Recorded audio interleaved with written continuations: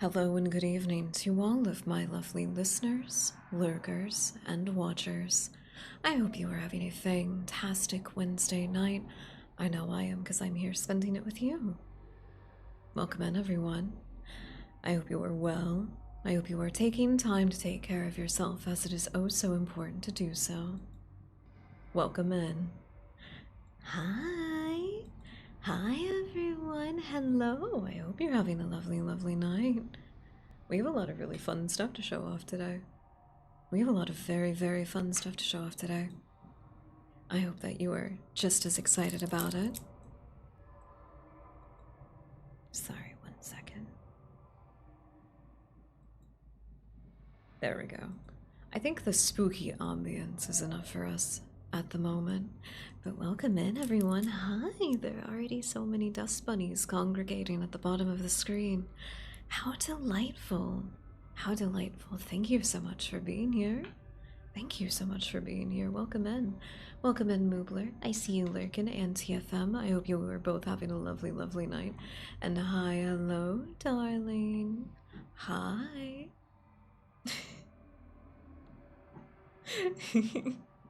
No, not exactly, but welcome in, Nicholas. I hope you're having a lovely night. No, poor planning on my part. Actually, I very much so needed to take a shower. Turns out I can leave the radio station. There is just a high chance of contamination, and I felt absolutely horrible after leaving. So I had to take a shower, and I feel significantly better. My hair is clean. I did touch up my hair this week, and so it looks very nice too, and it's very soft and everything. I am not actually. I bathe incredibly regularly. Incredibly regularly. But since you mentioned voidlings, I thought you guys would get a kick out of this. We have some fun things to show off to help augment the scary vibes. I also have our microphone in a different spot to usual, and the only thing that it's blocking is the very, very bottom of the captions menu, which I don't use that often.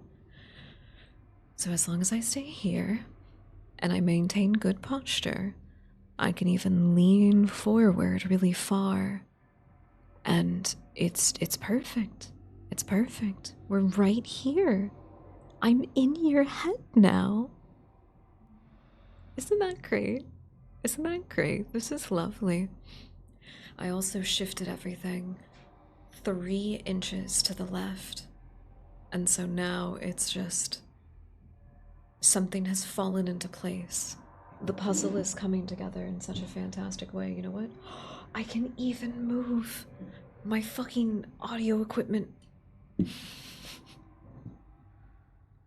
One moment I have to reload my audio equipment.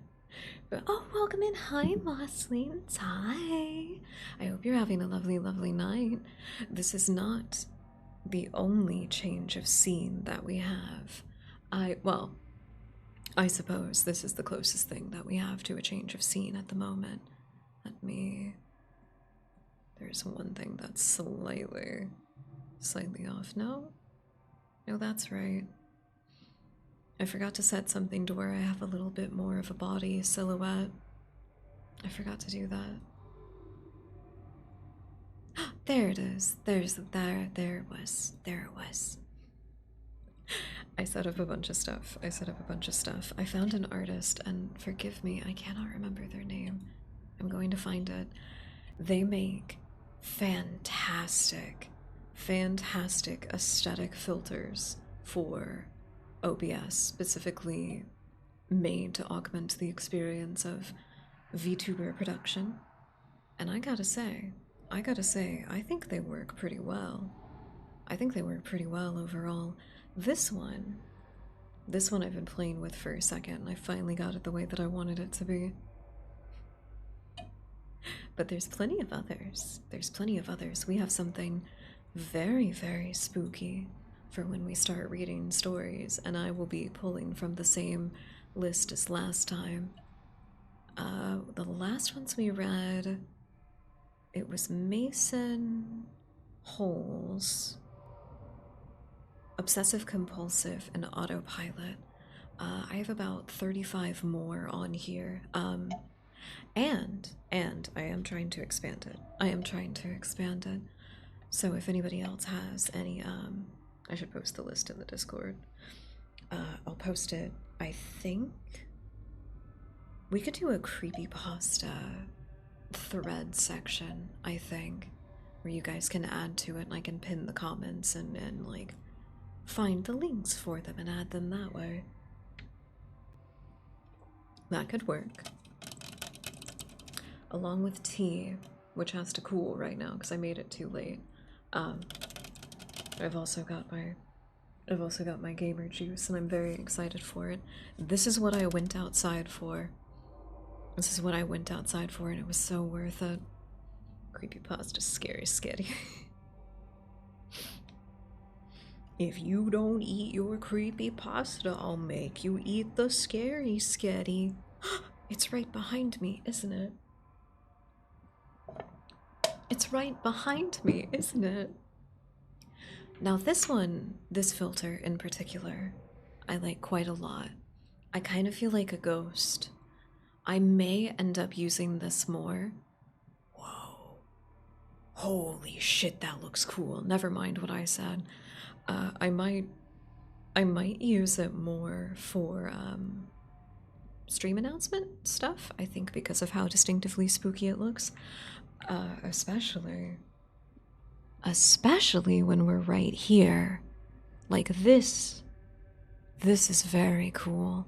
This is very cool. I like kind of just being made of energy.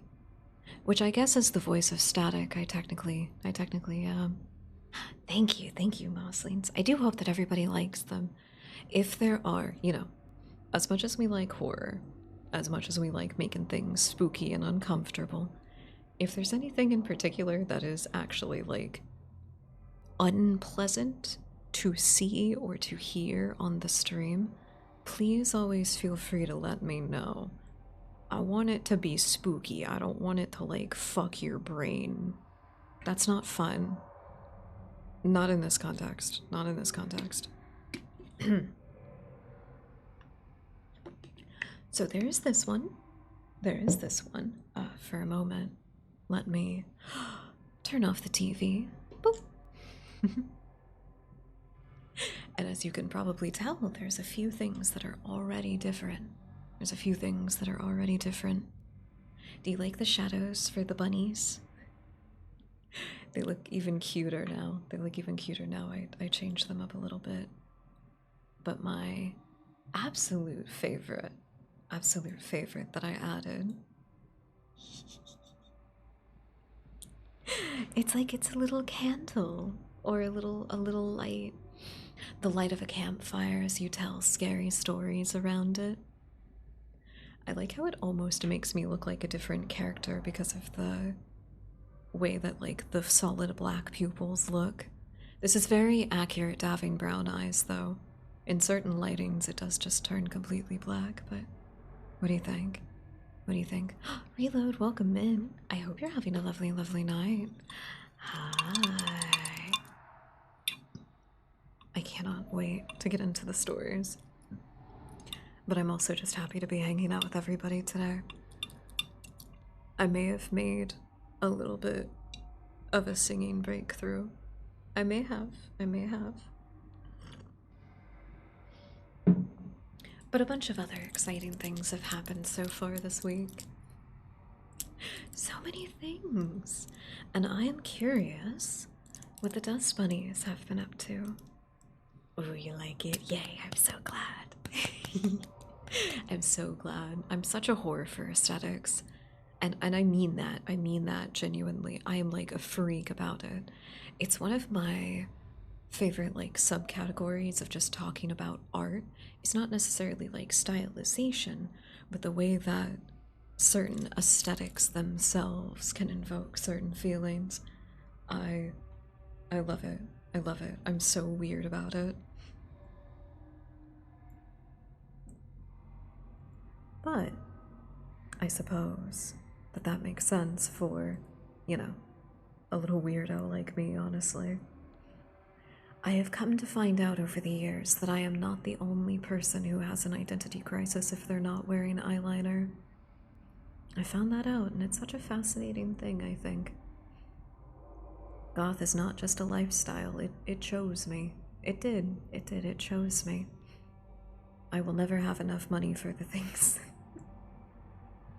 all of the things that I want. Nobody had to tell me that having skulls in your house was cool. I was already like, yeah, no, that'd be sick. That'd be really sick. I like Memento Mori quite a lot, and I think I always have. Not quite as morbid, but I also like the language of flowers. I like botany as a study, and then the aesthetics of flowers and what they add to certain art, I think. I'm gonna try putting on eyeliner again. It's so hard. It's so hard because all of the good ones come in terrible, terrible packaging. If you are trying it out for the first time in a while, Big Sis Raven has some very good tips for you. For one, always feel free to put like a little tissue on your cheek and balance your hand on that. If you can do that in a way that's comfortable, it helps out a lot. For the sake of liquid eyeliner, I don't know why, because I've used brush pens in art and in painting before, but the brush tip pens that they make for black liquid eyeliner are fucking busted as shit. They're so busted. I hate them. I hate them. There's something about them that if you have any moisture in or around your eye and it makes contact with it, it uses that to pull more of the product out of the pen itself. But also, they can just leak really easily. There's a very haphazard control over how much comes out. Go with the felt tip ones. The pens are great, but it's gotta be felt tip because they're kind of foolproof in that way. You might not get as perfect of a little edge and everything. Just keep the hand steady, keep the lines mostly straight, and just try to lift away as far as you can to get the line thinner and thinner. Don't rely on the brush to be thin. Rely on your pen pressure, so to say, instead. That helps out a lot. And I say that fucking up my makeup every time I try to do it. Why do you think it's so smoky? It's to cover up the mistakes. I also don't wash off my eyeliner all the time, so it's there may be buildup. Don't be a stinky voidling. You'll get kidnapped by something in the woods. It'll happen. Even for me, somehow the practice is not made perfect, but I wish you the best of luck. Kind reminder to stay hydrated, everyone. Before we get into the scary stories. Oh, I almost forgot about. I'm so sorry. We're missing our trigger menu. I forgot about that. Let me get that. Feel free to request. Feel free to request. Oh wow, that looks really bright in comparison to everything else. Hold on, can I fix that? No. No, I guess that's fine then. I guess that's fine then. It's a little bit better if I'm back here, I think. It's a little bit better. Oh god, that looks so cool. I'm sorry, I tested it out in motion, but I don't know. Something about it actually being live looks really cool. My hair is also falling into my face and it's making my tracking do funny things. Okay. Feel free to request any triggers that you so desire. Do I have any extra ones? Not technically, but I might throw in some wild cards in there because I feel like it. I did find out that my little gummy bear squishy, that's got the liquid sound to it. That was so loud. If I shake it, it just makes bubble noises instead, which is significantly more pleasant than whatever the fuck that was. See? I'm so sorry. I'm so sorry. Why does this happen every time? This thing is cursed.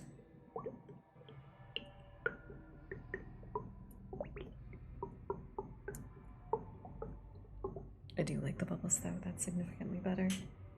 I also have these cute little controllers that came with my very, very lovely 8-bit Dio Commodore 64 style keyboard. These make some very fun sounds too, so I might toss these in every now and again. Oh, are they not? Hold on. Oh, fuck. That's what I forgot. I should just leave that. I always forget to turn it back on. I should just leave that. Mental note to me, do not turn off the ASMR request. There we go, okay. I don't know if it will automatically refresh, but feel free to refresh the stream if it doesn't. I'm so sorry. I'm so sorry. Oops.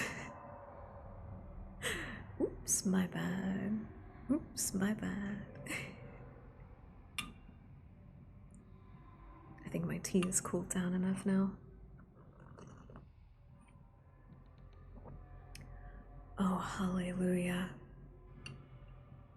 I was out of throat coat for like 4 or 5 days or something, and I hated every moment of it. Oh, it came back to me. It's so wonderful. I love it. I love it. It's so good.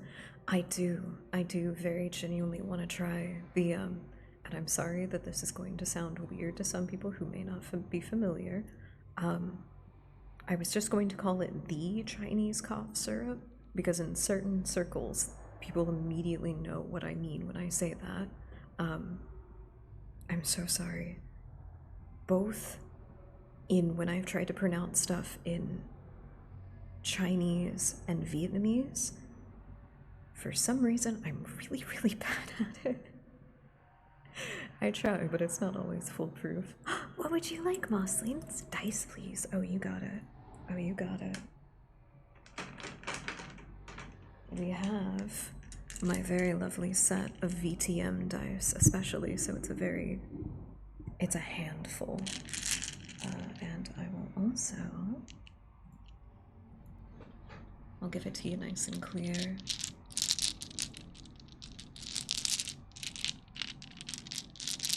Everybody has been so polite when requesting something specific. It's nice.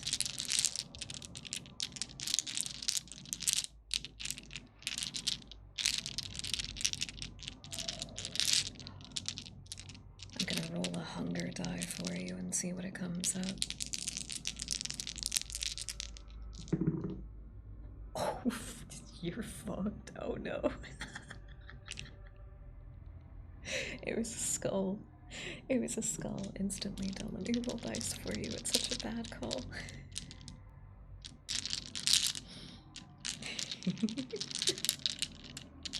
I love dice. They are very, very nice. As long as I don't drop any. I'm telling you, the amount of dice that you need to play VTM is quite a lot. A table will need a minimum of 30 dice. Minimum. And that's just for the skill ones, where then each player is expected to have at least 5 hunger die. You wouldn't really need more outside of certain circumstances, but I forgot to set my timer. Fuck. Don't worry about it, it's fine. We'll know when 2 minutes is up, right?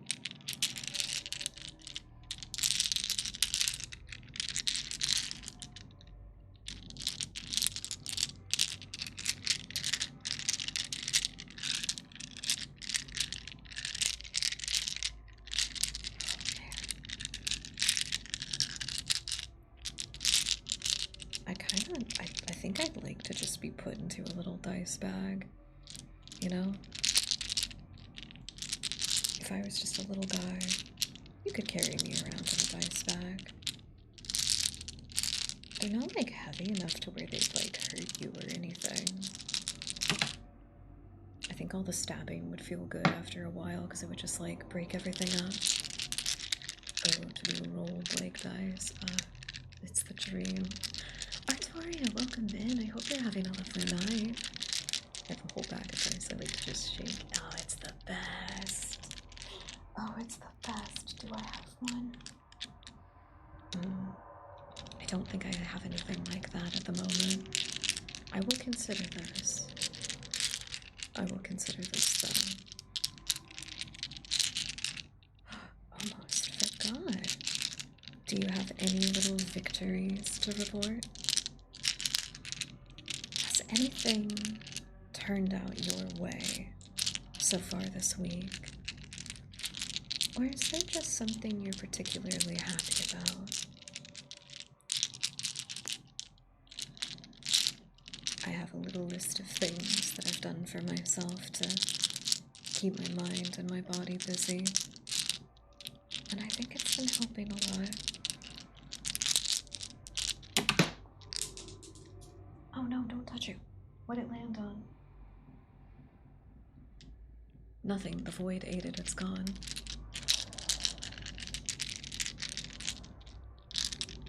Yep, I've lost that die. It's gone forever. Okay. I think that's been 2 minutes. I'll find their lost brother on another day.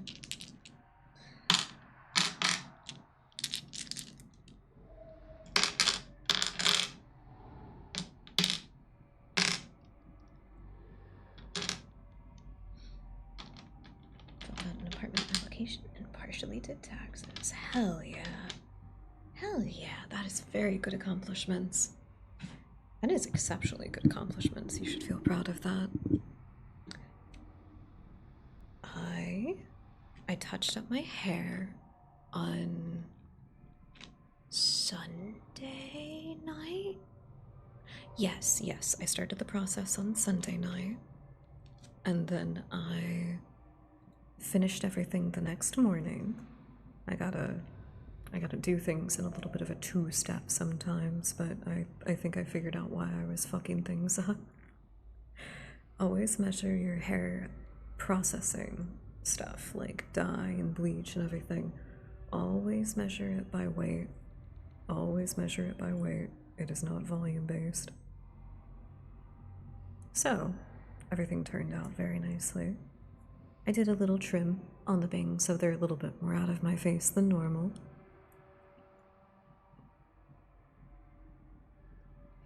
And then yesterday was the big baking day. I made a fairly large batch of brown buttered chocolate chip cookies and a bisque cheesecake. I didn't put any kind of flavors or spices or anything into it. I wanted to see if I could get this one right. I had messed up previously on some of the measurements, but I also definitely over mixed my batter the first time. This time I tried very careful to avoid that, and it turned out perfect. If you want pictures, they're in the Discord. What did I do today? I think I just tried to take care of myself. I think that's about it. I was a little tired, so I felt like it was better to give myself time to just be. Welcome back from the ads, everybody. Thank you, Mosleys. I'm super glad. It seemed like everybody in the Discord was very excited about it. They're like, wait, hold on. Wait, hold on. My girl Failure, oh, she is also like a masterclass baker. Actually, yes. I have to remind myself sometimes that I genuinely have the skill to where I could be a baker professionally. But outside of Test kitchens, I don't really enjoy making things for like a business. As fun as in theory it sounds like working at a bakery is, waking up at 4 a.m. every day is not always reliable, especially when you sometimes don't fall asleep until 2. Outside of that, though, there is just like the mega demand. I like making things in more. Maybe like catering would be good, but that's still sometimes very large batch. I think I would like something. Test kitchen would probably be pretty cool because I like figuring stuff out about recipes and doing research and everything. Who knows, maybe one day. I think I'll just keep it a hobby for now and plan some fun baking stuff. I didn't mention it yet because it's still technically March, but April.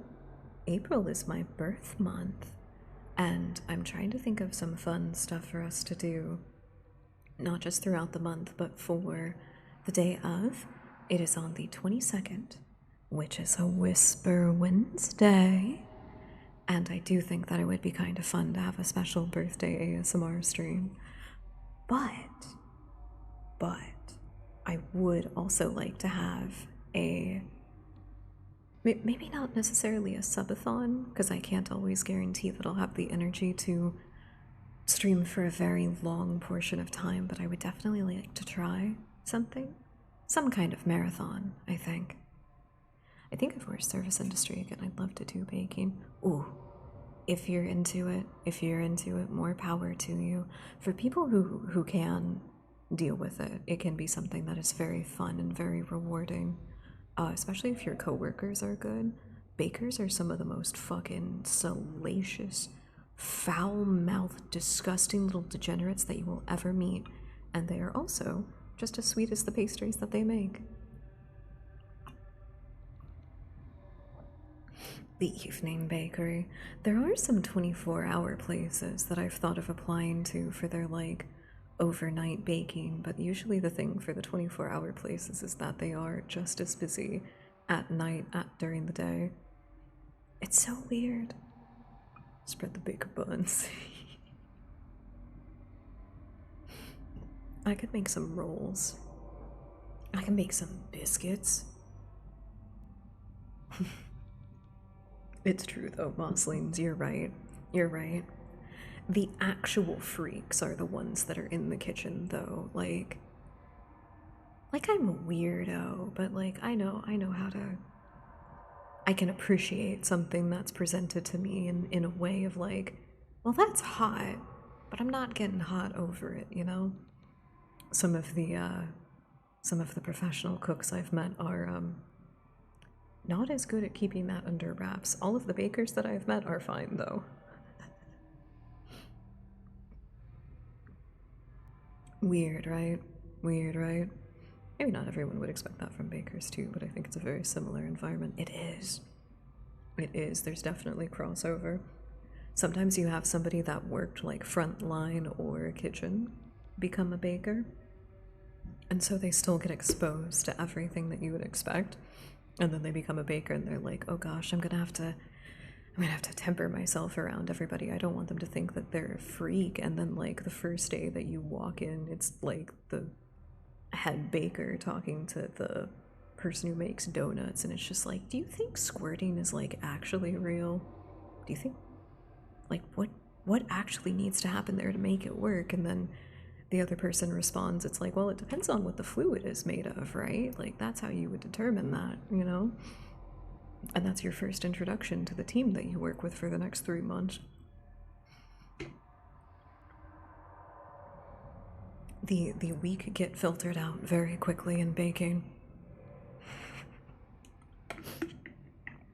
They get filtered out very quickly. I could probably talk about so many, oh my god, I could talk about so many things. Don't worry about it, don't worry about it. I'm not gonna start a business anytime soon. When I retire is when I'll own my bookstore. That's what I'll do. I might need to get into baking. Like a sieve. Oh, shush you. Oh, shush you. I was so excited. I was so excited while I was making the cheesecake because I was like, wait a minute, I need something. I need my sieve. This one has flour in it. And I was so excited that I've used the one that I have so much that I was like, oh man, this has been my little buddy. This has been my little baking buddy for so long. The only other thing in my kitchen that I've had for longer than it is my cutting board, and no, I do not take care of it, so I have no idea how it survived. No clue. You do learn a lot of interesting things working in very particularly specialty environments. Any blue collar stuff is just the same. It is exactly the same. I guess bakers are technically blue collar. More construction area. You learn a lot of really weird stuff about people. Don't worry about it. Don't worry about it. Are we ready for our first story, everyone? Can I get a 1 in chat if you're ready to be scared? Please don't. That's stupid. Don't do it. Don't do it. Bakery's white hat 7. You son of a bitch. Well, I guess you technically listened to me. You didn't put a 1. Oh, I found it. Oh, I found it. I found it. The cough syrup that I mentioned a minute ago. It is I believe the way that it is pronounced, and I am going to give this my all, I swear to you, but it's going to be embarrassing no matter what. Ninjom Pepakwa. It is an herbal dietary supplement with honey and loquat. Supposedly, this is like the magic elixir for voice artists, and I am very interested in getting it. It's $15, and it's on the throne, too. I pronounced that terribly, it's so bad. Korean words I have an easier time saying, and like, because I was a weeb as a teenager, definitely like Japanese words I have an easier time saying, but for some reason, Chinese and Vietnamese have always eluded me, and it makes me sad. Something about my voice just does not.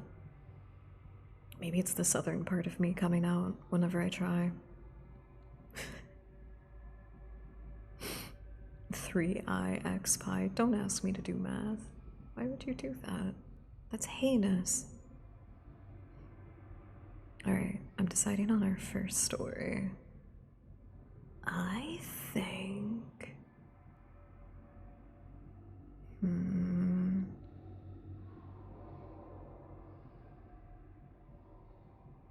I didn't review any others or make any plans for the ones that I wanted to read.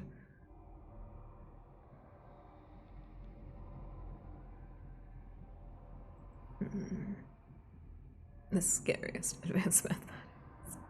It is actually though, especially for people like me who have dyslexia and dyscalculia. You can't add letters in there and make it make any more sense to me. My brain is gonna just jumble it all together. In all fairness, I do like the theoretical physics equations. I think those are kind of cool because they are just like a conception of an idea of something, you know? And they usually read in a very aesthetically pleasing way. Alright. Are we ready? Are we ready? I think I'm going to keep the echo on for the stories this time around. No? Good. Good. She found her way into my home.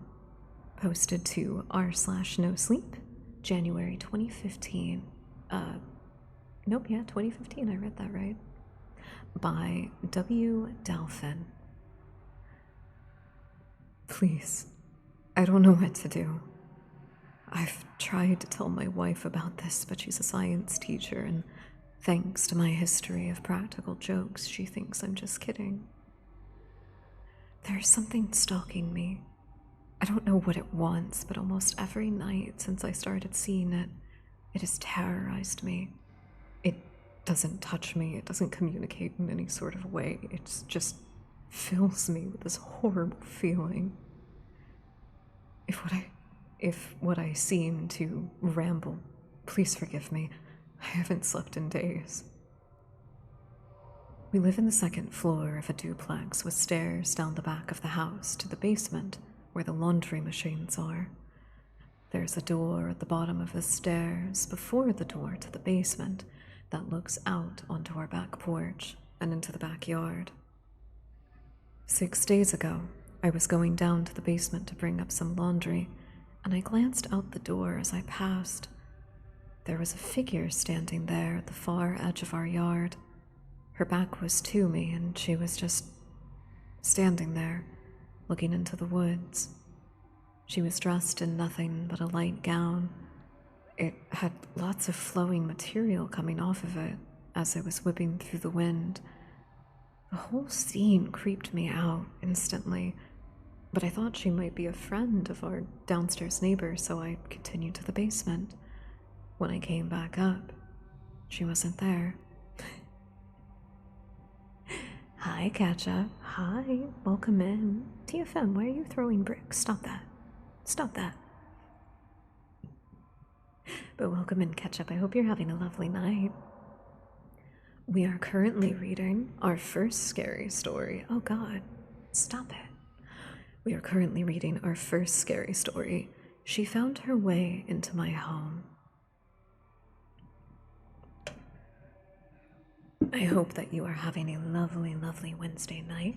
What's a fun thing that's happened this week? What's something that's been very good for you? I'm going to ask everybody when they come into chat to say something nice. Oh shit, what? The bricks? Don't worry, you'll be fine. Big ass. I don't know if I could do that quite right. I would need to, like, turn myself in a particular way and just, like, wide-eyed stare at you.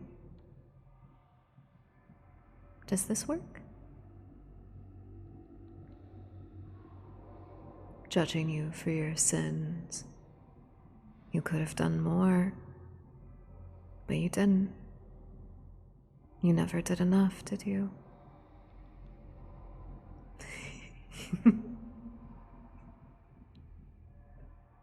Got magic cards in the mail this week. Hell yeah! Hell yeah, congratulations, Ketchup. Reading on my D&D cards for Magic Gathering. Nice. Nice. As much as I don't remember about Magic the Gathering or have been out of it, it's still very cool to see everybody play it. Oh, it was fantastic. I think you would really, really like it. The coziness of the game definitely comes from just how well the audio engineering is done, I have to say. So I would definitely recommend checking it out. I was very impressed, and it was very cute. I went back and I 100%ed the game after stream.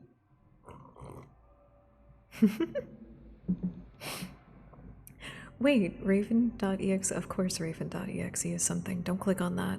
Don't click it. Don't do it. Don't do it. I'm clicking it to see what happened. Okay, thank goodness it's a dead link. Fantastic. Anything can happen. Anything can happen. Don't click on strange links, but this one's fine.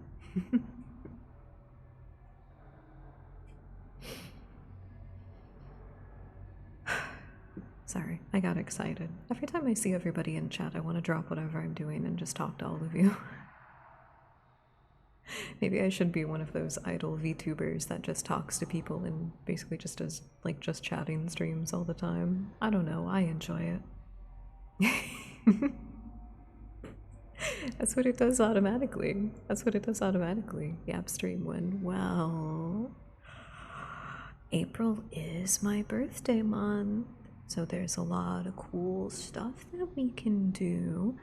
It will be the week of the 22nd, because that's my birthday, it's on a Wednesday, I'll be trying to do a bunch of different fun stuff. So maybe we can just have like a full, like, 6-hour yap session. We've done that before.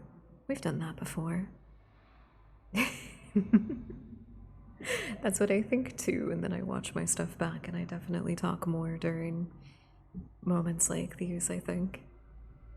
Alright. Excuse me. We're gonna get back to the story, but thank you all. Thank you all so much for being here.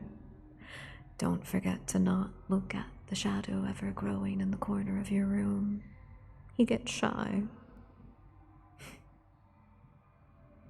Where were we?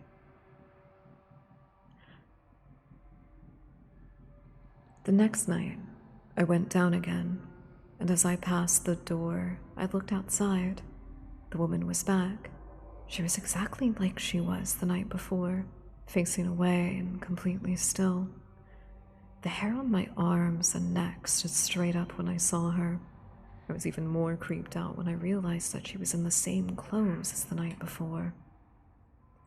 That's when I did something that I shouldn't have. I opened the back door, I leaned out, and I called to her. She didn't respond. She didn't make any sort of indication that she'd heard me. It was freezing cold, so I shut the door and locked it. Coming back upstairs afterward, I looked through the window to see that she was gone again. You know what, TFM? I wouldn't have it any other way.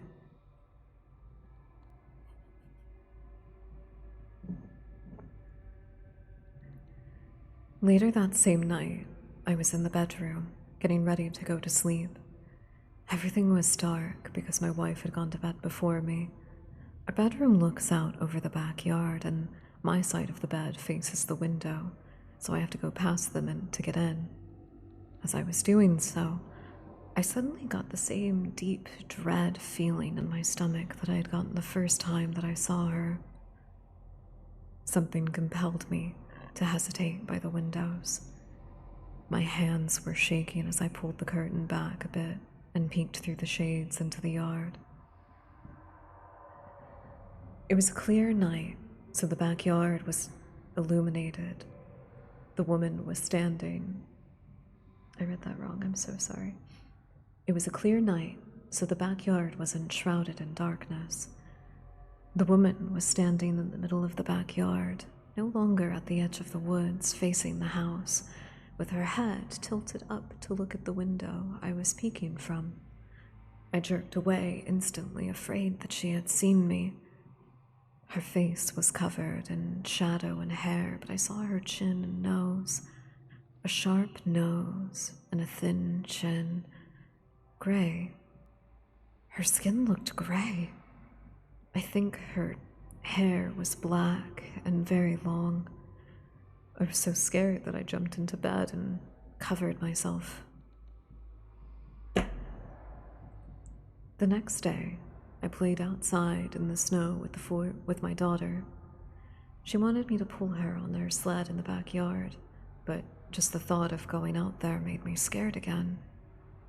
So I talked her into digging holes in the snow in the front yard. That night, things went from bad to worse.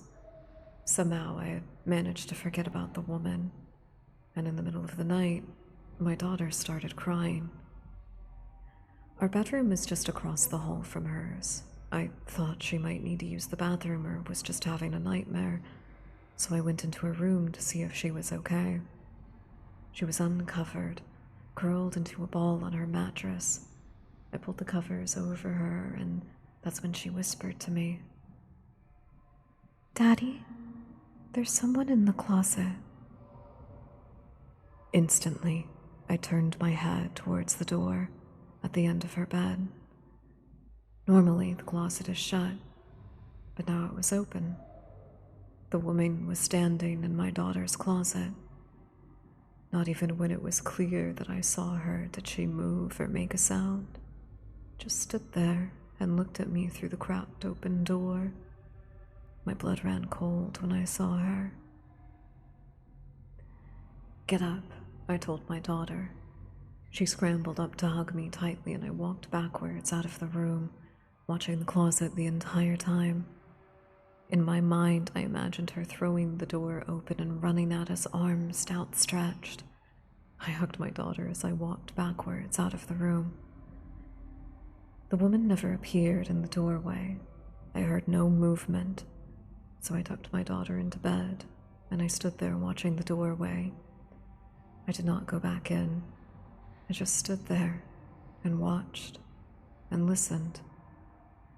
When I finally got the courage to climb into bed, I didn't sleep. Sunday, I told my wife everything. I told her about the first time I saw this woman, about calling out to her and seeing her from the window.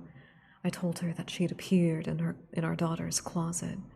She told me it wasn't funny, that it was my fault, our daughter's bad dreams, and that I shouldn't encourage her to be afraid. Sunday night, my daughter called to me from her room again. Call me a coward, but I couldn't go back in there. I called her quietly to come get into her bed, but she cried and pleaded that she was too scared. I wanted to go to her, to get her, to take her away from there, but I was too scared too.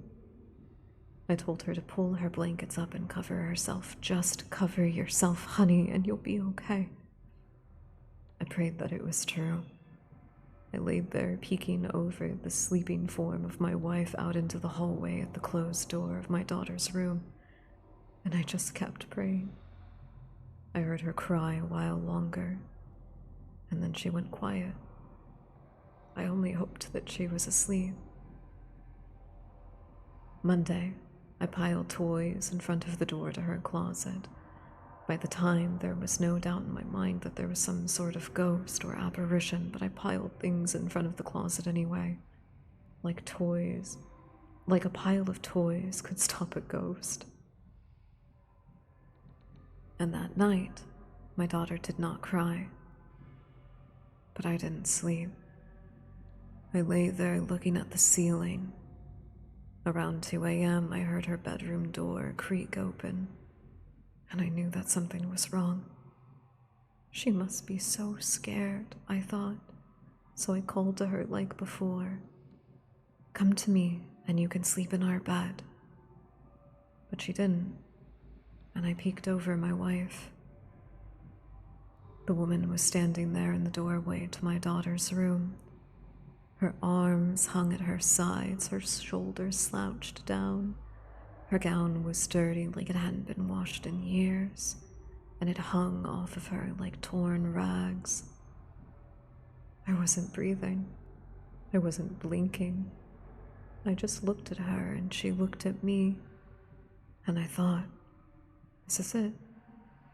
I'm going to die. But she never moved, never made a sound. I whispered, please go away. Please leave me alone, please. I'm so sorry. I couldn't look away. If I look away, she'll get closer. I'm sure of it. If I close my eyes when I open, she'll be standing over me, looking at me. At some point, she was gone. It's like I fell asleep with my eyes open. I don't remember her disappearing, just that I was looking at the door and she wasn't there anymore. Last night, I lay awake waiting. I asked my wife to shut our bedroom door because the nightlight in the hallway was keeping me awake. It was stupid. I don't know what I was thinking. Like clockwork, I heard my daughter's bedroom door creak open. I held my breath, and then I heard the floorboards in the hallways begin to creak, and I started to shake uncontrollably. I heard our bedroom door open, and I knew she was standing there, just in the doorway, not moving, looking at me. I didn't look. I couldn't. I did what I had told my daughter to do, and I pulled the covers over my head. I'm a complete mess. A zombie at work. I don't know what to do anymore. I don't want to go home. I think I see the woman in other places, a glance while driving, and I think she's sitting in the passenger seat right next to me or standing down the street as I drive. Just sitting here at my desk, someone passes behind me and I jump. I'm afraid that if I turn around, she'll be there, waiting for me to look at her. And what if I see her face? I don't want to see it. I don't want to see her anymore. I don't know what to do. The only hope I feel is that for unrelated reasons, my wife is talking about moving, but our lease isn't up until May. I don't know if I can last that long. The end. What did you think? What did you think? That one is a classic. That one is a classic. And people mind their very scary stories. Wait. Hold on, I misread that.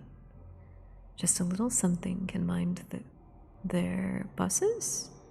Every scary story protagonist feels like they need to call out to the eternal horrors.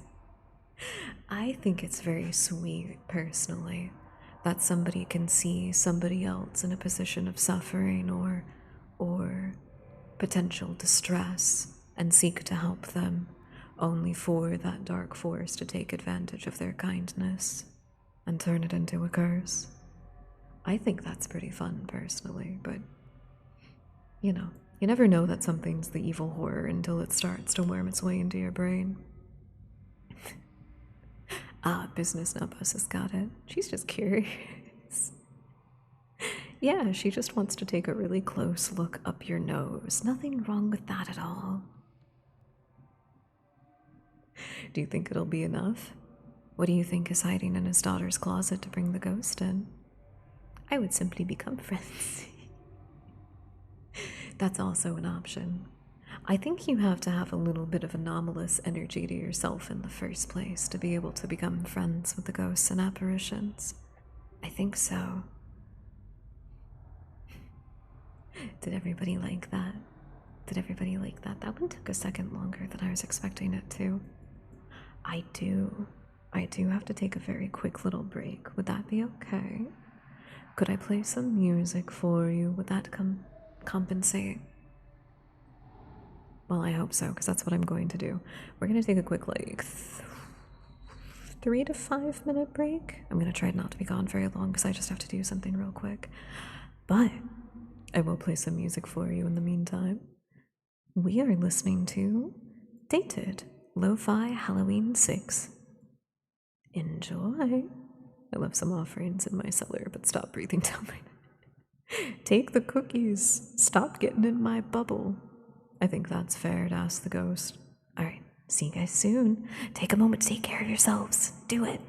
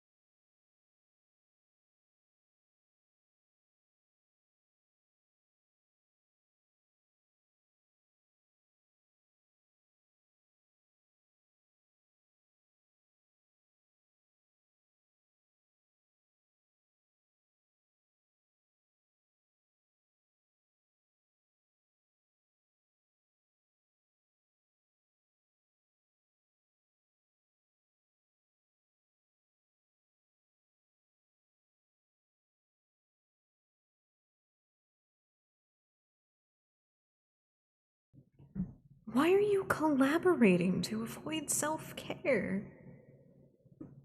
What is wrong with you? What is wrong with you? Stop that. Take care of yourself.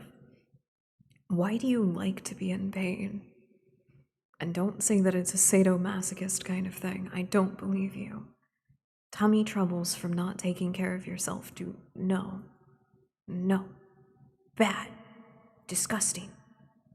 Very disappointed. I'm taking care of myself and see how much better everything is. You fools. Fools. Then none of you get to redeem hydrates. None of you get to. Waste your channel points on them all you want. I'm only gonna hydrate if I feel like it. Fuck you.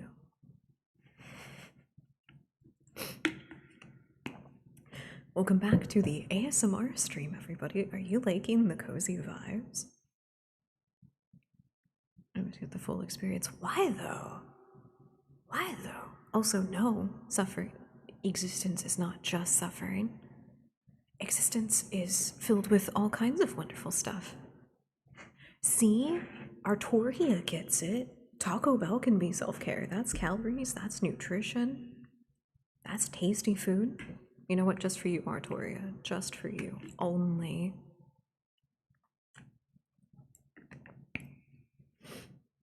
Only. Take care of yourselves. Gross. Don't be gross. There's enough gross people out there. Do you want to be in the echelon of the gross people? I don't think so. None of them seem to be very nice. Welcome back, everybody. Hi. Hi. Get the Gordito Crunch and suffer through self-care. No. What? Why would you suffer? I like the Gordito. What? They're not like one of my favorite things, but I like Gorditos. What's wrong with them? I like everything on the Taco Bell menu. I'm not picky. I'm not picky. It's like the same 5 ingredients. Yeah, no, Gordita Crunches are great. What? I thought maybe you were talking about something different, but no, it's just it's the hard shell with the cheese and then the soft shell. That shit fucks. It's great. Yeah, you know what? Taco Bell website is the only one that can have my cookies. Have at it. Life is pain, so is death. Roadhog, probably. Roadhog is not based in this particular case. Death is also not always pain, actually. Sometimes you know that you're dying so far ahead that your body will start releasing chemicals that cause you to hallucinate and feel fucking great right before you die. You don't even realize it as far as we can tell. So pain and death are not intrinsic to each other. If it's pain, so is death. Oh, I didn't know he had a wife. That's so sad. You sound like your genetics are bad.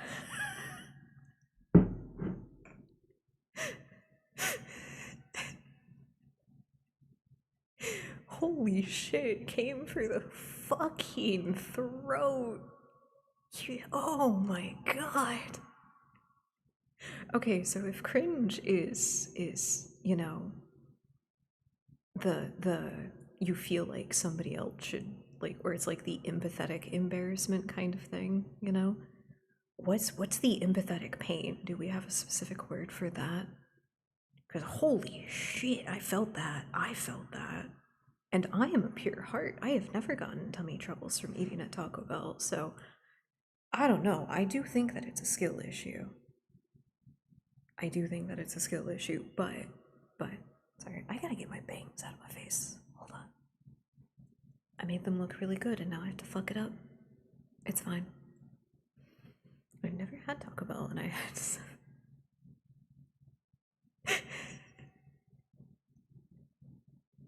And it's fair. It's fair. It's it's the only piece of like eugenics that has any credibility, is that if you get sick from eating Taco Bell, that's nature's sign to not procreate. Don't do it. Always wear protection.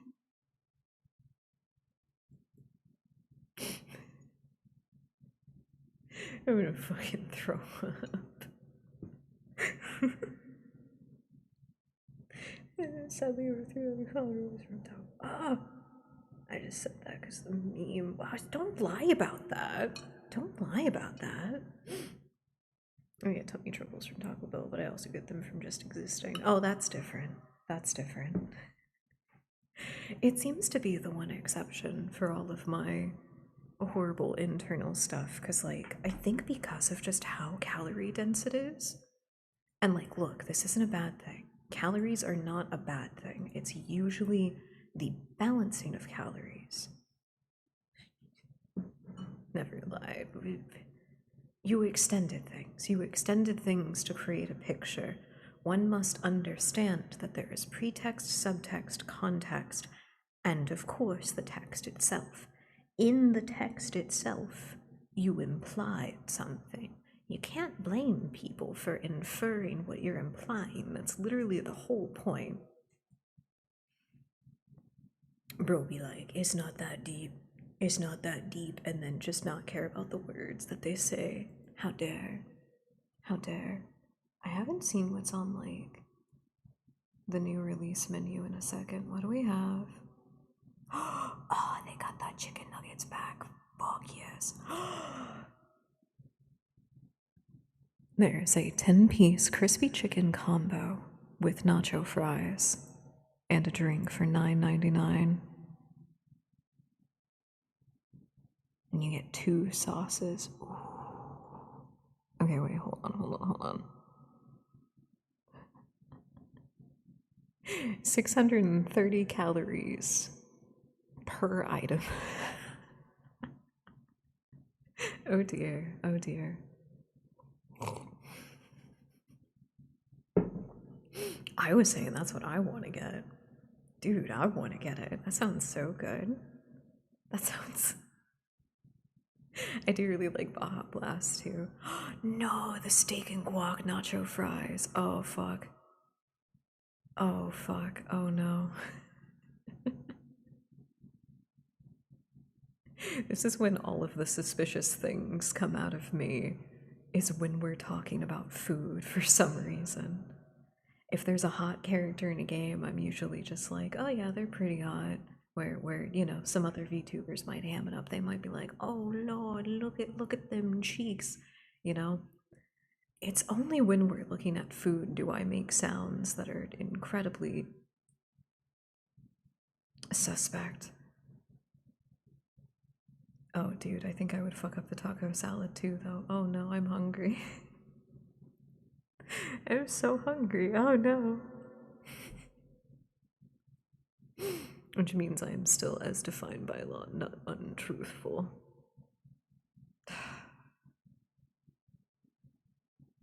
I suppose not.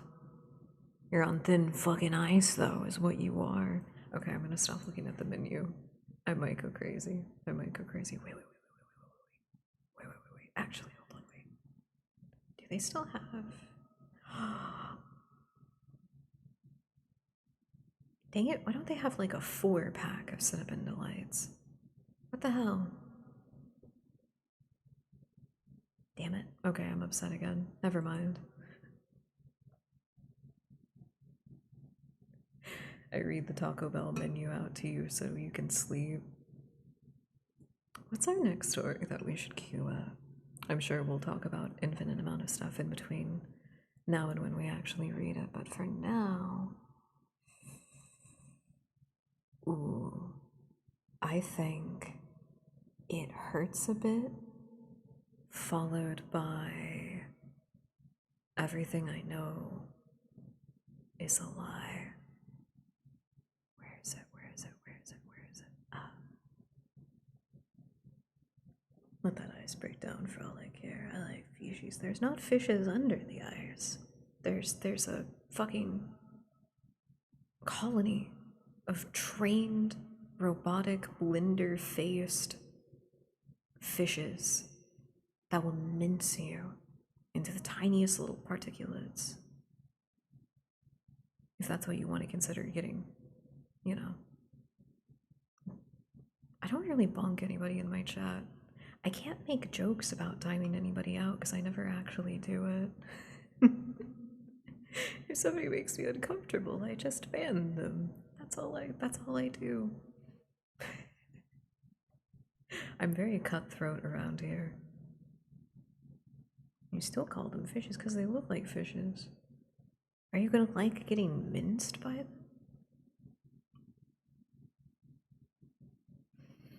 It's not a good thing to want to die to the blender-faced fishes, I'm gonna be honest with you. It's not a good thing. That is something that all of your friends and your family would plead for you to take off of your dating profile.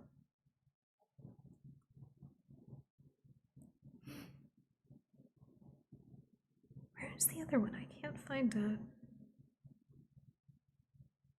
Did I not save it? I can't find it.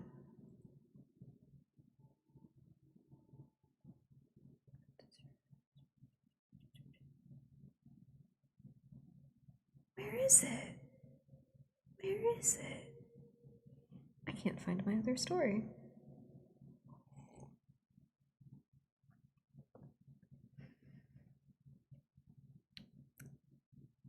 I have the biggest pet peeve about the like, oh, so who knows kind of mentality of things. You could think about it.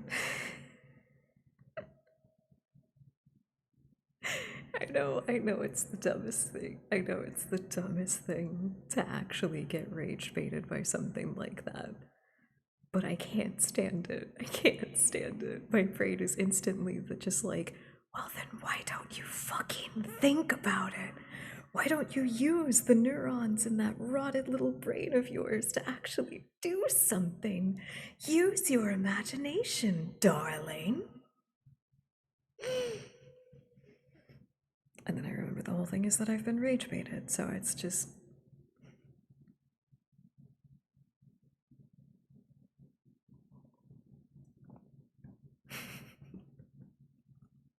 What if the brain is the last thing? See? See? If you think about things for a second, you run through a lot of these basic things right off the bat. What if the brain? No neurons, no brain cells. They're still there, and they can still perceive pain? Ugh. Ugh. If this was a puddle, I could step in it without getting my shoes wet. Ah, nobody ever thinks about this stuff, really. None of these are the hard-hitting questions.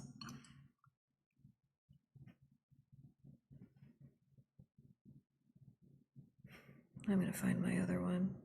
Panda, welcome in. I hope you're having a lovely, lovely night. Hi. Hi. I'm so sorry. I'm trying to find one of my other stories that I was going to pick out from my list, and I can't find it. I do hope that you're doing well, though. Welcome in. Oh, there it is. Nope, that's not. Where is it? Where is it? There it is. Oh my god. There it is. Oh my god, I found it. I found them. I'm sorry. That was so bad. It took me a minute. I got beat up by my dogs again. I'm so sorry. Oh no. Oh no. Sometimes people say that in like a really playful way, but I'm going to lean on the oh no. Things got a little bit too crazy. I'm so sorry about that. Yeah, that's how it's spelled. It's two C's. It's spelled the dumbest way.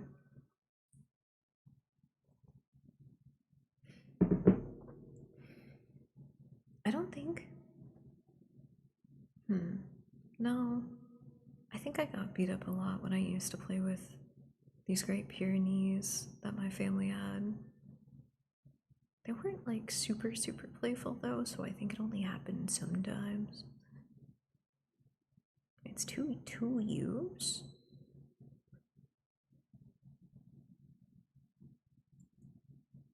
I'm not taking your word at face value. No matter what, it's stupid. No, okay, you were right. No matter what, it's stupid. I hate it. I hate it. It's the least aesthetically pleasing word. it's terrible. It's truly terrible. Alright. Let's bring it down a notch. Let's bring it down a notch. No trying to rage bait on ASMR nights. What's wrong with you? Why don't we take a second? And I know some of you don't care to take care of yourself. I don't care. Take a moment. We're going to breathe and stretch your arms out to the side.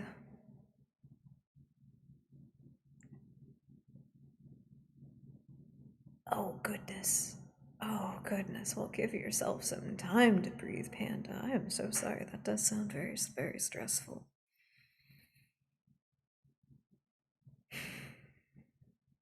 It's a weird thing to keep in mind, but as a living creature on this planet, the simple change of the season to springtime can cause a lot of physiological shifts throughout your brain, throughout your body, everything.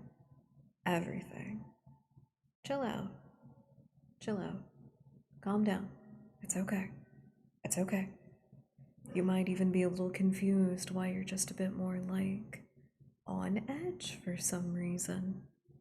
Might be why. Serendipitously. I love serendipitously. What do you mean? Bad take. Have a good night, TFM. Thank you for hanging out with us while you had some time. We do appreciate it. Sorry, I've got my arms stretched out still because it feels really, really nice. I'm kind of like letting my hands go numb a little bit, like they're getting just the starts of the tingly feeling. And then I'm going to flex my hands by like bringing them together into fists and flexing them back out.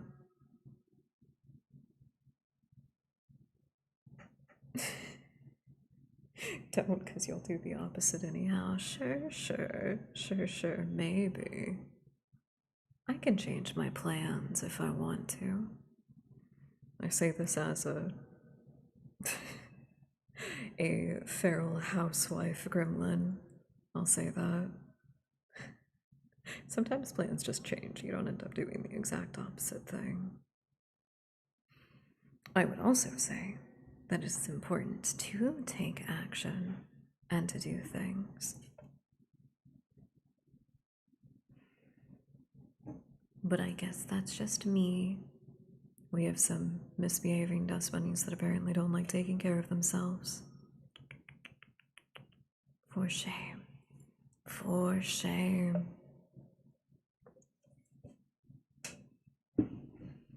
Are we ready for our next story? Oh, I didn't do any like triggers during our little break. I just yacked with all of you. It got distracted by the Taco Bell menu. Wait a minute. I got Fansly money. Bro, I got Fansly money. I could get myself Taco Bell tomorrow. I could. I guess it would be better if I went. Oh man. No, I don't think I can get it delivered. I'll have to give the money to Kruznik and have him get it. I can do that.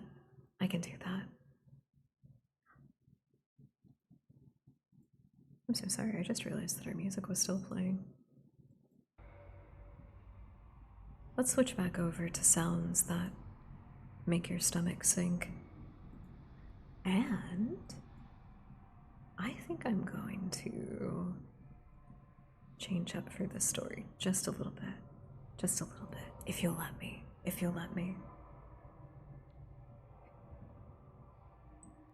There we go. I'll hide the menu for just a moment. And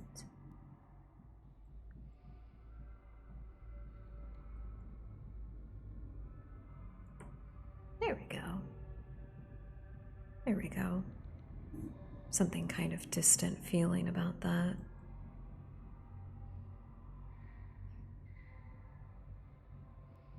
Okay. The two stories that we have and these are by completely different authors. We will read It Hurts a Bit by Toxic Lullaby, actually. I think it's a cute name.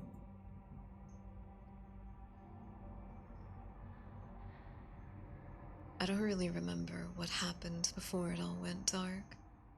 I think I was in a car. All I can remember was the loud noise, some screech of metal on metal, and then nothing. I woke up in this beeping place. I'm not sure where I am because I can't seem to open my eyes. Silly, isn't it? I can definitely feel the blanket on top of me and the beep, beep, beep beside me. But I can't open my eyes or talk or move. People come to poke at me every now and then, and I always try to talk to them. Can someone tell me what happened to my eyes? I can't open them. I try to say, but my vocal cords don't seem to want to coordinate, so I guess I'll just wait. These people seem to know what they're doing. They poke in the same place every time, sometimes with their fingers, sometimes with a sharp thing with no name. They don't say much, these people. Just come, poke, and sigh, and go. Someone opened my eyes today and held a flashlight over it. It hurt and I couldn't tell them to stop, but the movement of my eye felt amazing. Did you know that if you don't open your eyes for a long time, they can stick to your eyelids? I didn't. Do now. That hurt though.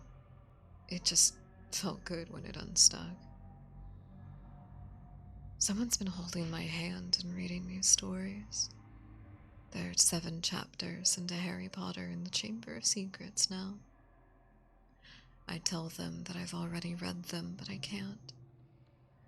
They hold my hand, and sometimes just sit with me so it's just me and them, and the beep, beep, beep.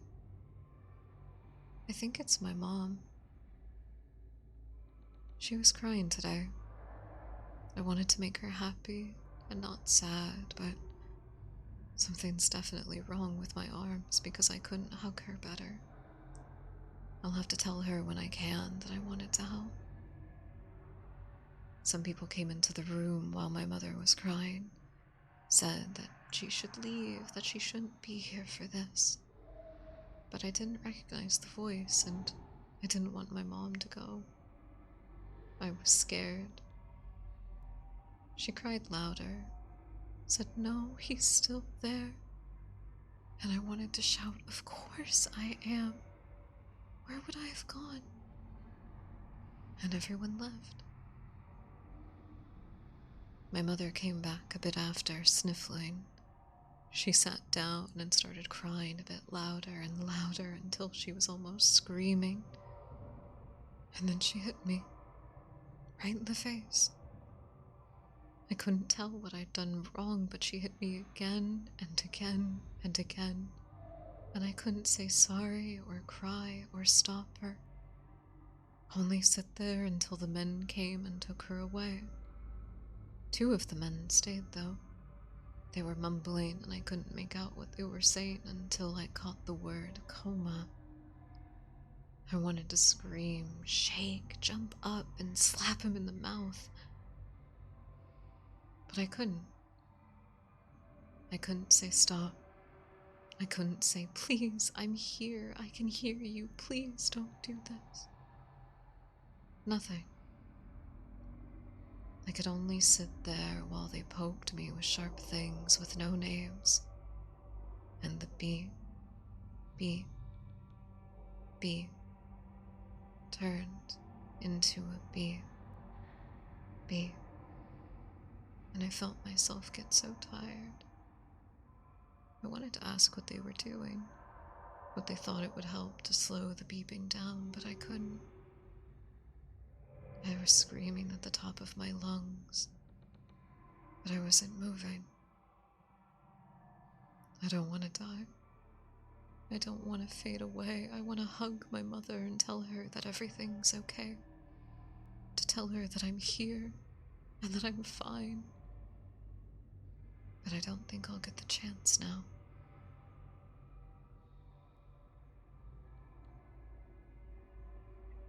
Did you like that one?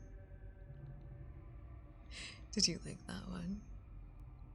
I believe... Where is it?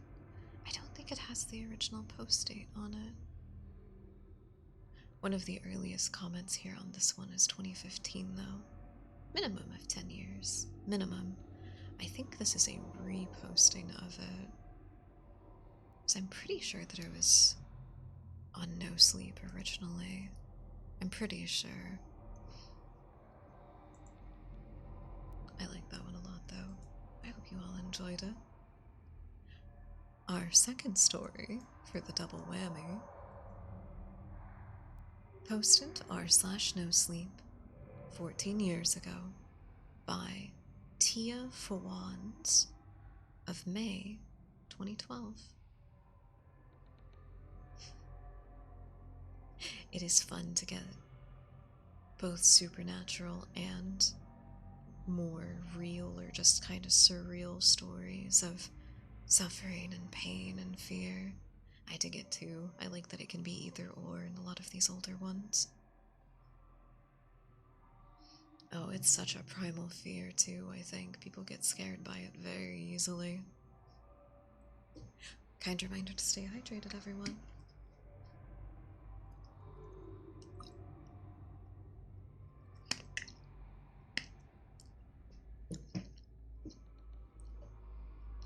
I forgot I had some fruit to eat too.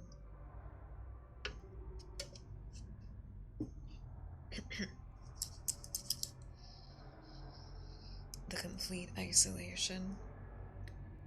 I think it's fun to play with the idea from both directions of complete sensory input being perceivable and no sensory input being perceivable, other than maybe being able to kind of hear or little bits of sensation that you're not entirely sure where they're coming from.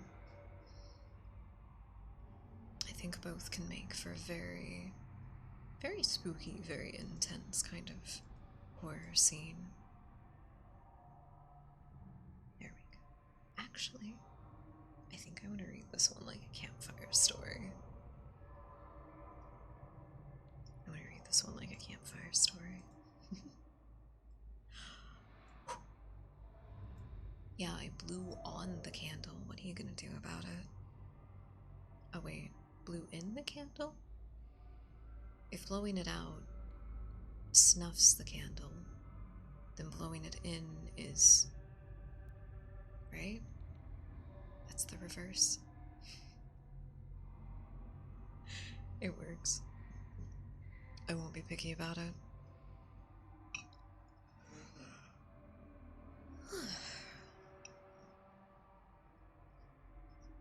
I've come to terms with the fact that everything I know is a dream. As a preface, please note that this will probably be very long. I don't care if nobody reads it. Everyone in the world could read it and nothing would change. I just need to voice my concerns for my own sake. Perhaps by organizing everything on a page, I can make sense of things. Several years ago, I was in a brutal car accident. I was parked in front of a train track waiting for the train to pass by. I was the last person to not make it across the tracks. For visualization, there was a solid stream of cars on either side. If I had tried to sneak across, I would have rear-ended the person in front of me before successfully clearing them. I could hear the train approaching and the black and yellow bars lowered in front of me. I'm fascinated by trains, so I was delighted to be so close, finally getting a front row seat. The train was about a quarter mile from the crossing when the driver behind me accelerated and nudged me forward a few feet. The bars bent and eventually snapped, and I was knocked jolting onto the tracks. I panicked and threw the car into reverse, trying to back out. The other car apparently had more horsepower, however, and to my horror, my car door aligned perfectly with the cattle guard on the front of the train. I scrambled to get out of the car, but forgot about my seatbelt. I nearly strangled myself trying to get free. By the time I unlatched it, I was too late. One fraction of a second of the loudest sound I had ever heard, and then blackness and silence. I was certain that I had died. I didn't feel pain, and certainly if I had survived, I'd be in agony. I tried to open my eyes, but nothing would happen. I tried to make a sound, to wiggle my fingers, or do anything, but I couldn't. It wasn't that I was paralyzed, it was more like I didn't have a body to manipulate at all. I was just a mind submerged in a pool of nothing. The only sentiment I felt was that I had returned to that state after being gone for so long, like forgetting how your parents' house smells until you visit them for the holidays.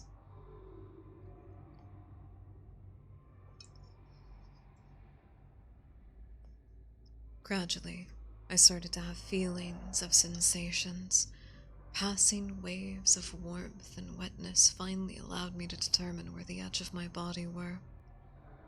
Almost as soon as I became aware of my physical self, it began to ache. I felt as if every inch of me had been pummeled with a baseball bat, the very heavy wooden kind. Even opening my eyes was a particular ordeal. I was in a hospital, so I had survived after all.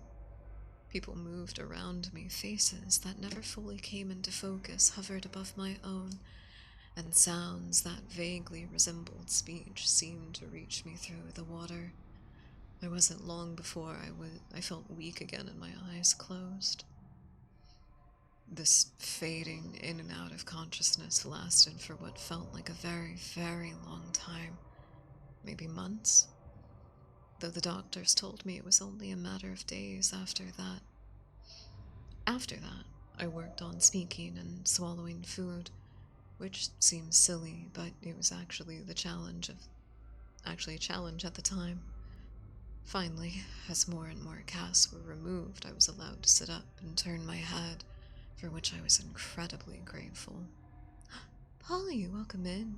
I hope you are having a lovely, lovely night. We're reading some very scary no-sleep stories, so I hope you're doing well. Don't forget to take care of yourself. According to my family and then girlfriend, Sarah, all of whom were overjoyed at being able to speak to me, I was asleep for several days on end after the crash. Sorry, that was terrible. I'm embarrassed. Take two. According to my family and my then girlfriend, Sarah, all of whom were overjoyed at being able to speak with me, I was asleep for several days on end after the crash. I remember Sarah specifically saying that she had missed being able to stare at those beautiful eyes. Time passed at an excruciating slow pace until physical therapy finally escalated to the point where I could be pushed around in a wheelchair. The doctors were surprisingly hopeful that I'd be able to walk again, but it was what they called cautious optimism. Nobody wanted to tell me I could be independent again and then have to admit that they were wrong later.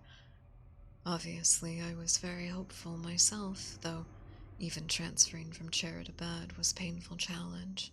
Taco Bell acquired. Jealous. Jealous. Gimme. Very jealous, damn it. It was around this time that I noticed I never dreamed anymore. When I slept, I only felt the same nothingness that I felt immediately after the crash. Promise? Promise? How? Thank you. My soul is fulfilled.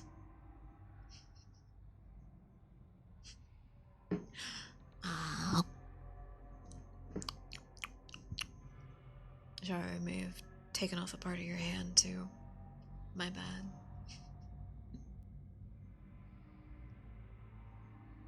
Thank you, darling. Thank you. Krusnik has very kindly reminded us to stay hydrated.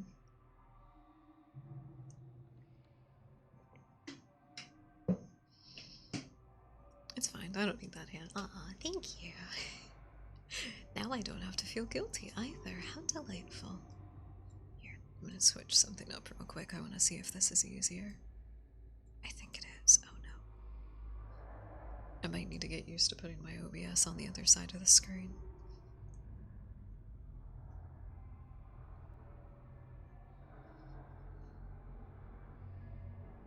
All the days blended together for a while after that. The next memory I can accurately separate from the rest is the first time I tried to walk on my own. There were staff members. Sorry, 1 second.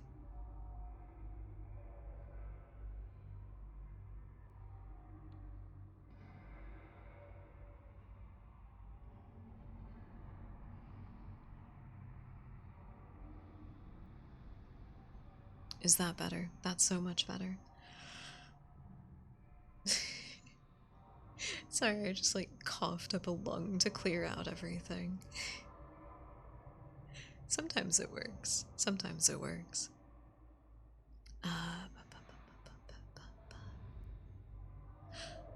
All the days blended together for a while after that. The next memory I can actually separate from the rest is the first time I tried walking on my own.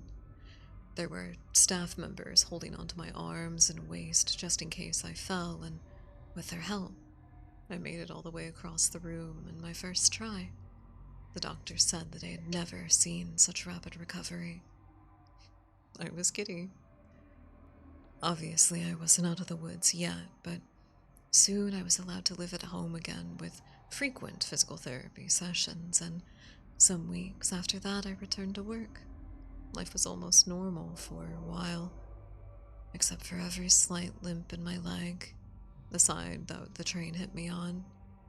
I was feeling pretty normal. It was only after a month of living in my own house that weird things started to happen again. The first thing I noticed was that I felt an occasional stinging on my right forearm, like a thin needle was puncturing my skin. It was a tiny prick, maybe twice a day at most. I figured it was just nerve trauma or something and blocked it from my mind.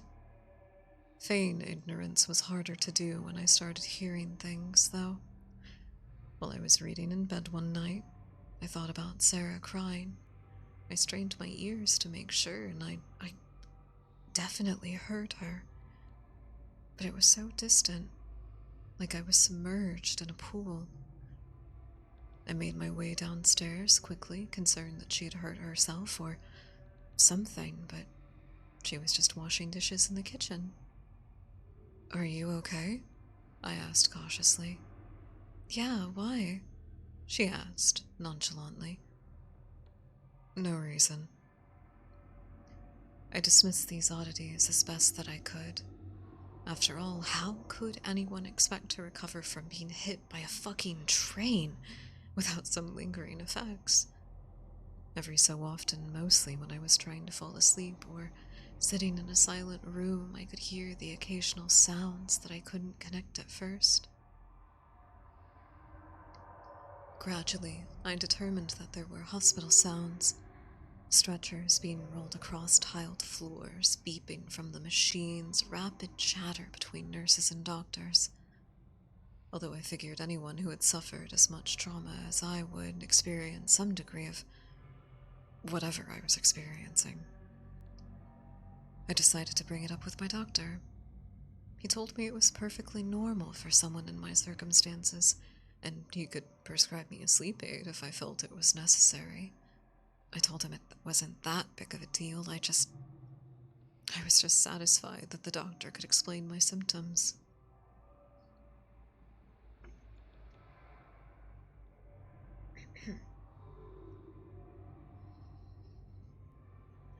Odd glimpses of what seemed to be my past only increased in frequency.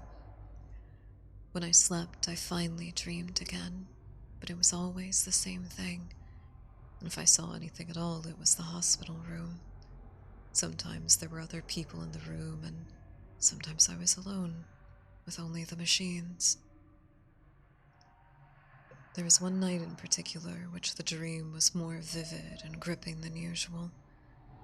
My eyes opened wearily to see Sarah asleep on the chair beside the hospital bed.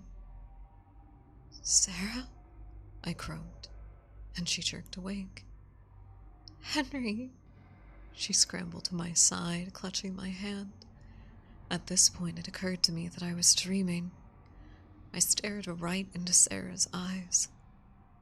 "I'm asleep right now." She seemed concerned. "No, Henry, you're finally awake. I'm right here. It's been so long." "Of course you would say that. You're part of my dream." I smiled, amused. "I'll probably wake up any second."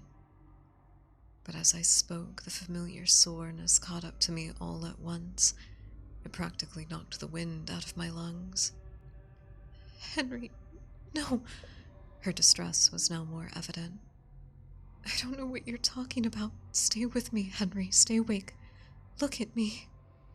I shook my head defiantly and closed my eyes. When I opened them, I was back in my own bed. It was about 3 in the morning. I sat awake, pondering what I had just seen. I thought I heard Sarah crying again, even though I could see her sleeping beside me. When Sarah finally woke up, she rolled over and laid on both arms on my chest. "Good morning," she smiled groggily. "If I was asleep right now, would you tell me?" "What? That's kinda heavy stuff to drop on a sleepy person. Just bear with me. If I was asleep right now, dreaming, would you tell me?" "Well, I feel pretty real," she noted, patting the different parts of her body. "Do you think I'm not real?" "Of course not." We'd got ready for our day. I couldn't stop thinking about my dream, though. I noticed that when I tried really hard to space out at work and listened closely enough, I could hear the hospital sounds more clearly. I was naturally concerned about this. That night, I went to bed early, and just as I thought, I was transported immediately to the bed. I felt the thin sheets beneath my fingers. I opened my eyes, and Sarah was reading a book in the same chair as before. I looked at her for so long, trying to discern if she was real. She certainly seemed real enough. She turned pages with the same floors that she always had, and chewed on one of the temples of her reading glasses. Eventually, she looked up and met my eyes. "You're awake again." "Victoria! Paul, he's awake." My parents entered the room moments later, looking exalted. I talked with them for so long. Of course, my parents, too, denied the fact that I was asleep, but that topic passed quickly. Instead, we discussed my condition. I had been in a coma for almost 3 months with little response.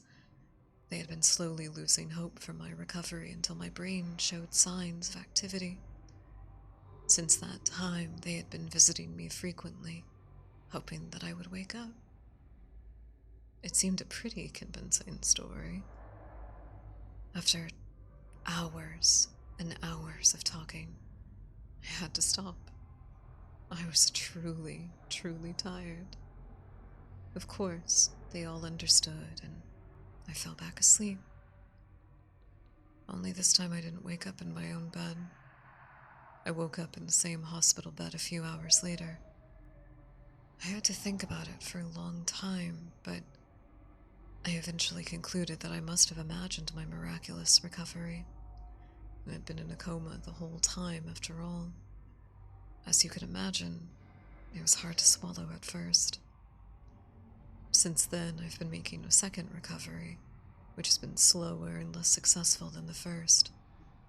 That's why, for a long time, I was mostly convinced I'm really awake this time. Nobody walks after getting blindsided by a train, at least not without lots of hard work. I've still only left my wheelchair on crutches, and it's been 6 years. It probably sounds like a bittersweet ending, and at one point, I would have agreed. I was prepared to live happily ever after in my wheelchair, and maybe even graduate to crutches someday. Except for one thing. When I'm ready for bed, after I turn off the lamp and my head hits the pillow, I can still hear them. The faint sounds of that busy hospital. I know that many of you will say, but I'm real. This is real life. Of course you're awake. But that's what you're supposed to say. Nobody's going to tell me, I'm fake, you're dreaming, wake up. I'm still asleep, and I've learned to deal with it. I know that nobody I meet during the day is real, but I'm tired, so I just pretend, and that will have to do.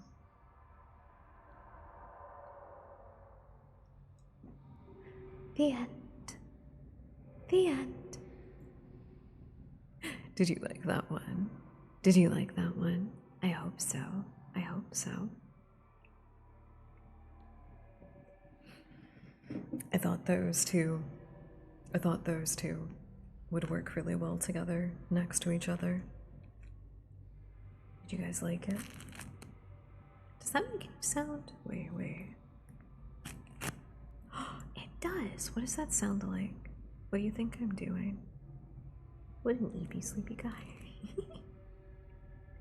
He was so eepy. He was so sleepy. He didn't realize that he just needed to take an 8-hour midday nap. And that's the thing that would have woken him up from the dream. Hold on, I want to hear it. I want to hear it.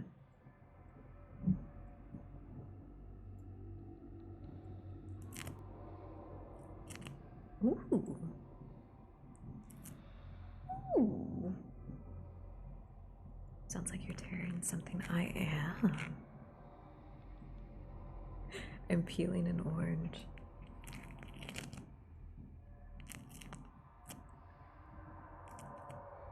That's lovely.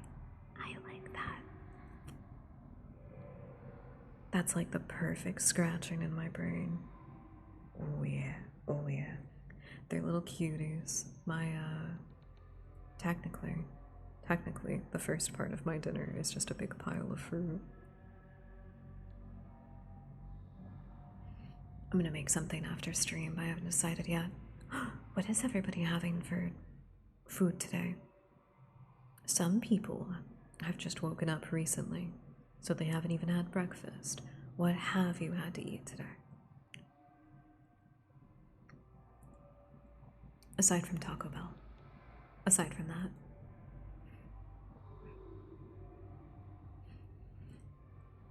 I wish I had started reading the creepypastas sooner. I've been having a lot of fun. I've been having a lot of fun with the past couple of ASMR streams, especially.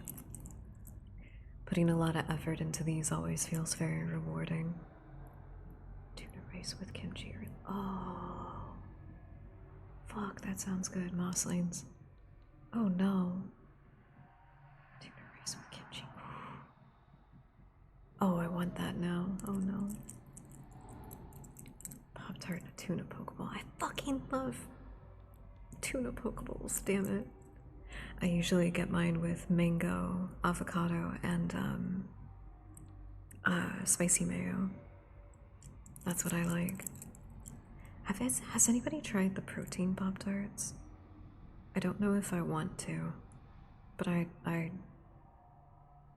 a physically ill girly, so having a bunch of strawberry flavored things that have extra protein in them is a good thing. Even if I only get one box and it takes me like a couple of months to eat all of them, I'm fine with that. I do have a toaster. I don't know what the protein Pop-Tarts would turn into in the toaster.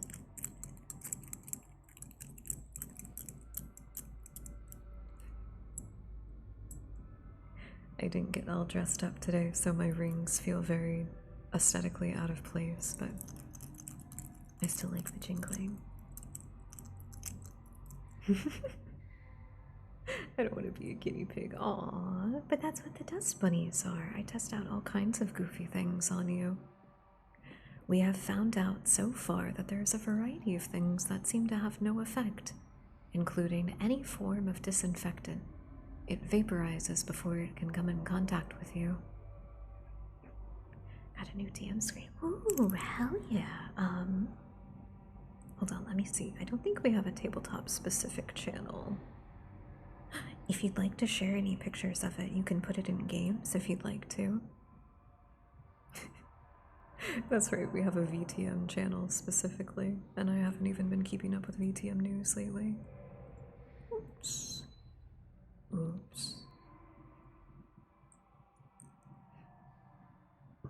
I wonder, wait a minute. I wonder if there's other flavors of the protein Pop-Tarts. Let me see. It's a Stranger Things one. Ooh, hell yeah. Oh, that's right. That's right. So there is a brand that made non-branded Pop-Tarts, but like toaster treats, basically toaster danishes that are very high protein. These ones have 20 grams of protein, and the Pop-Tart brand ones only actually have 8. 10. They only have 10 protein flavors. Let me see what you got. We have brown sugar cinnamon, bump and blueberry, and slam and strawberry. No chocolate flavors? I'd try the strawberry. I'd try that one. I think I have had one of these other ones though before. Oh yeah, I have. These are actually really good. These are actually fairly good. They make a lot of high density nutrition sweet treats, which again, I can't blame anybody for needing. Throw it into main. Let me see. Let me see. Oh, it's the Hellfire Club one specifically. Cool. Cool. And, ooh, very nice. Can you like? Oh, it is metallic. Oh, that is really cool. Hell yeah. I was kind of hoping that it would be like the upside down, like super gory texture, but I know not everybody likes gore as much as I do. There was an upside down slime that I saw that was also like very gory looking, in a different way to the one that I have. It kind of looked more decayed. It was pretty cool. I wonder if I could find it again. Which one did I have though? I think I did try the strawberry one and I liked it, but they also have a cherry flavor. Ooh, cherry flavor. What other stuff do they have? They have mac and cheese cups. Ooh. Ooh. It is magnetic. I'm just gonna keep putting a blank piece of paper on it. There's a very special type of psychological torture that DMs are able to inflict upon their players, and I think personally you should take advantage of it at every opportunity. There's a reason why I'm not a DM. People have to trust me to give them psychosis. There's a reason. I don't know. 47 grams of protein? Okay, never mind. Hold on, I was about to say I don't know if I would like this, but it also has a good bit of iron in it. Ooh. Ooh. I might try to get a hold of their mac and cheese. That sounds good. Oh, dude. Oh, dude, you're so right about it. You're so right about it. Especially VTM dice, because you can have so many of them. Hold on. These actually sound very different to the other set that I have. 1 second.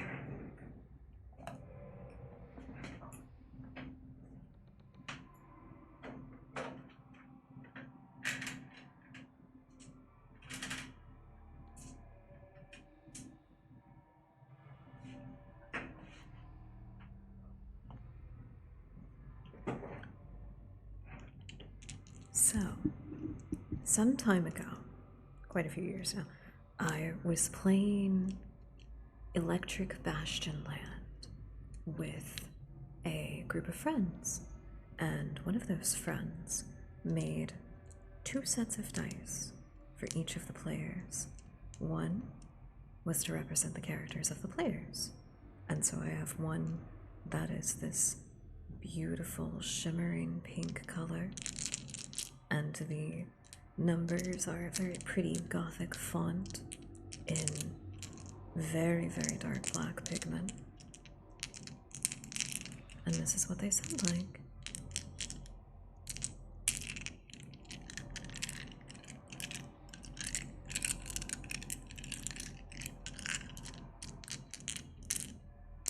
It's a little bit different to the VTM ones.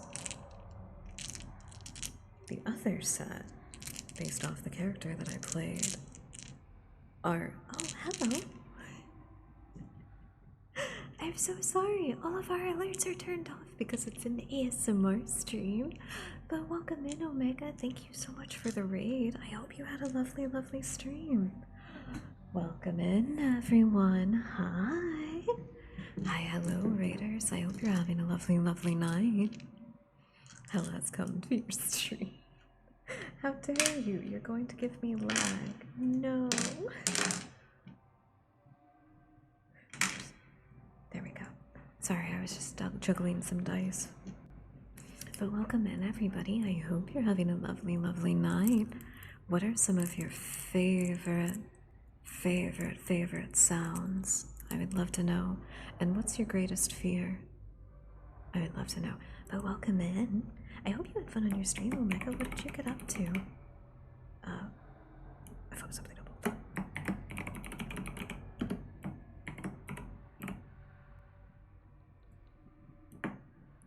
If all of my lovely dust bunnies could go give Omega some love, I would greatly appreciate it. I would greatly appreciate it. Fancy that. A Tonberry has wandered into your stream. How odd. Oh, well, he can stay. He can stay. He and I are a very special kind of kindred spirits. We both agree that knives are the superior weapon. He's a little mischief maker too, so I think it's appropriate. But welcome in, everyone. My name is TheRavenAnarchy, and I am the voice of Broadcast 160.4, Cosmic Background Radio. I do hope that you are having a lovely, lovely Wednesday night. As you can tell, it is Whisper Wednesday around here. This is a little bit different than other ASMR streams, and I like to give people a little bit of a warning about that. If you're not into horror of any kind, I completely understand that this will not be your cup of tea. But if you are particularly sensitive to psychological horror, I would most certainly not recommend our channel. I don't take it personally, though. However, if you do like a little bit of psychosis as a treat, you've come to the right place, and we're very happy to have you. He is beauty, he is grace, He will deal 9,999 damage to your face.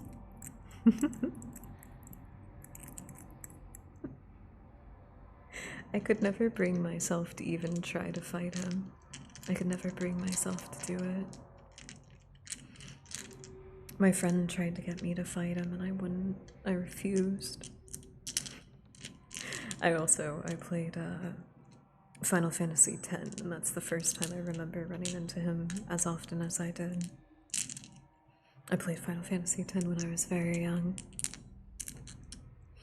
True, but I recommend leveling up luck. Ooh, good call. Good call. Oh, hell yeah. I haven't. It's been so long. I don't think I remember enough about what was happening to necessarily say that I'm a big fan, but I have very cherished memories of playing it, so I guess that's close enough, right? Really? Oh, that's fun. Oh, that's fun. I love that.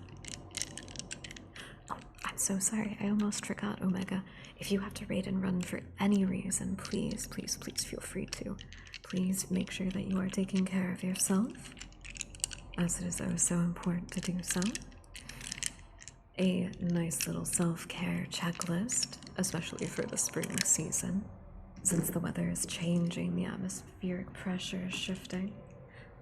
Don't forget to get some water, get some fresh air, even if it's hard to spend time outside. Open up a window for a little bit. Don't forget to get some food.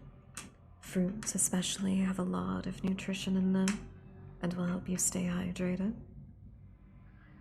Don't forget to stretch and open up the various parts of your body.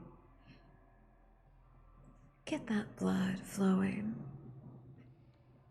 And a Miss a Whisper Wednesday. Well, you can come back, obviously, after you take care of yourself. You can come back, obviously. I do think it is about time for a quick break. It's about time for a quick break. And I'm going to grab one of my fun little fidgets that chat seems to like. I'm gonna grab one of those. Why don't we take a nice little 5-minute break, I think. Sitting outfit. Ooh. Wait, what was his full fit? I have like the vague image of it in my head. Hold on, let me see the details.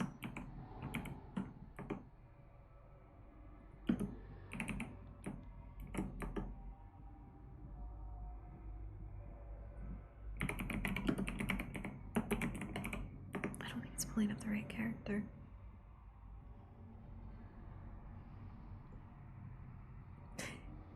Fidget spinners don't make a lot of sound, but also welcome in. Welcome in, Soul. I hope you're having a lovely night. I think I found it. That is pretty cute. That is pretty cute. A lot of the Final Fantasy characters have very cute outfits.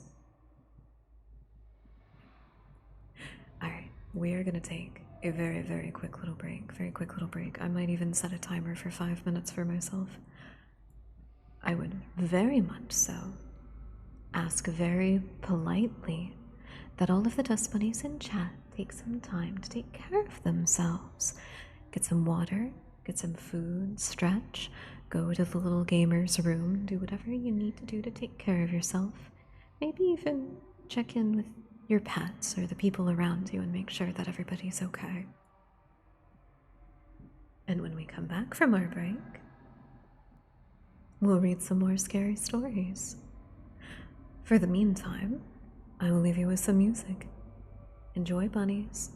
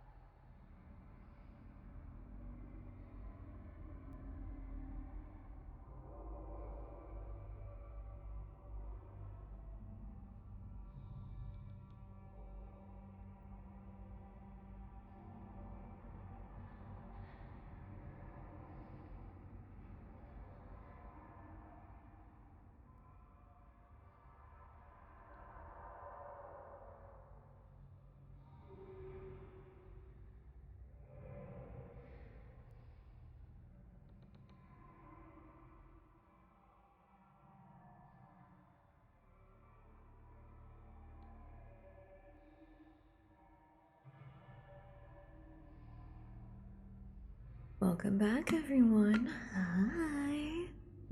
Hi. I wasn't gone that long, was I? I wasn't gone too long, right? Okay, a little bit longer than anticipated, but I'm doing better. I'm trying to keep my break short. I'm trying to make things easy on myself. Hi. Welcome back. I forgot everything was on this side, and I forgot that I also had this turned on. Shh. There we go. That's better. Are you enjoying the spooky, scary stories? Thank you for the reminder to stay hydrated, Artori. Give me 1 second. 1 second. I forgot to clean up my desk, and I have orange peels everywhere. It made such a lovely sound, I couldn't stop tearing them up. What's your favorite sound and your deepest fear?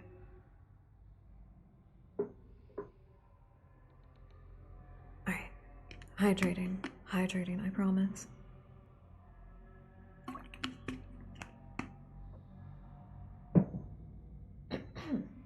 There we go. There we go. That's better. That's better. I also said we were going to get into another story, but I feel like messing with my slime that looks like gore. Enjoy the crunchy sounds.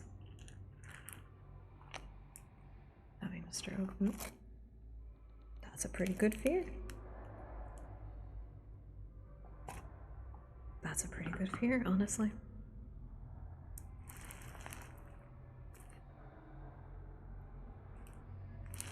I do like the implication of the first one. It's like, my favorite one that I'll admit.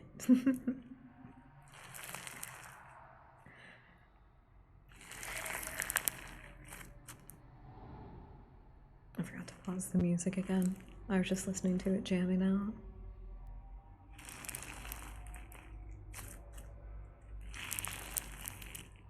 I do really like these kind of ear scratching noises, personally.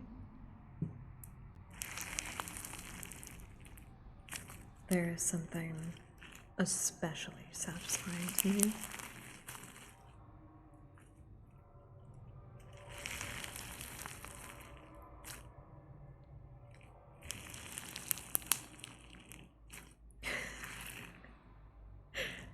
It's just a very specific type of noise. Got it. Got it.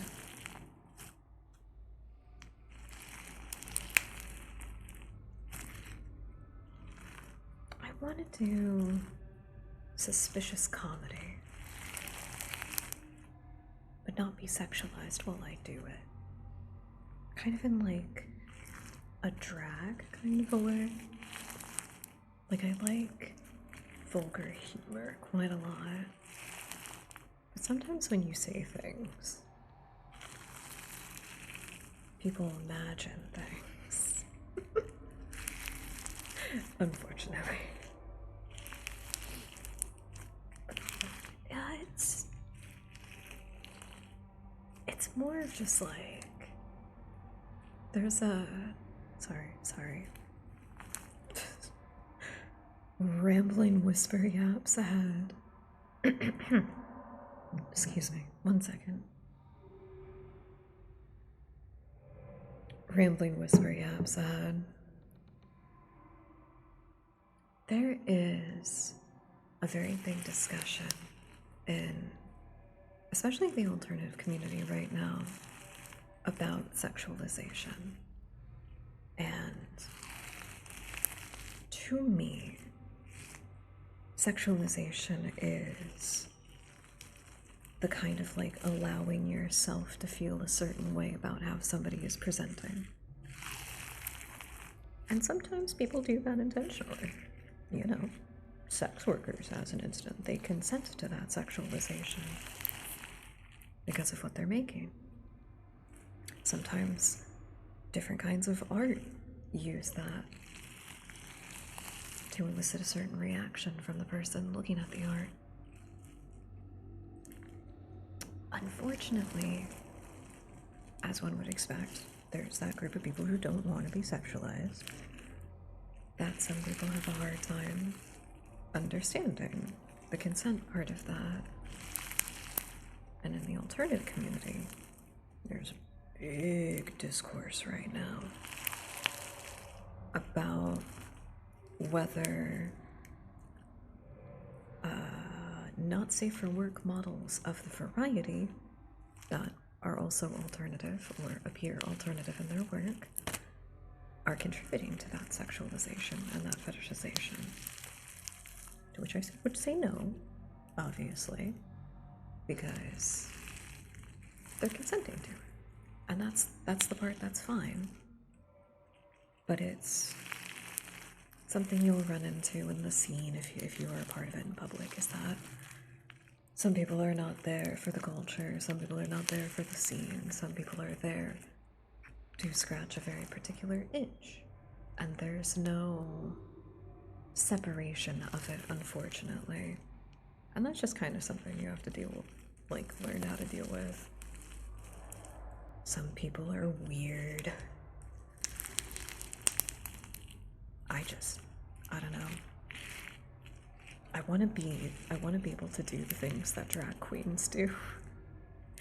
Joke around in that kind of a way, be salacious in that kind of a way, be vulgar like that, without having to worry about someone misinterpreting. Because obviously, nothing that's done on Twitch is being done for sexual gratification. There are other pieces for that content. There are other places for it, you know? It's hard to put that kind of trust in people, I guess, to read it as intended. I don't know. These are my anxieties. These are my anxieties. It usually has to do with being an artist and being perceived the way I want to be. That's what I deal with. Is it okay to feel reaction provided you take no action on the matter? I feel as long as they don't. It's complicated. Because it does seem like there are some people that can feel the emotion and separate it in the moment like I can. Like, I can see sexy art and I'd be like, oh, that's sexy, you know? Or I can see something that I'm like, oh, this is attractive.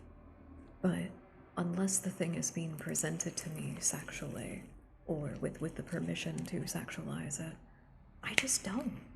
And I think that there are some people that are like that. I guess that we're coming to understand that there are some people who also just have a harder time separating it, which is interesting.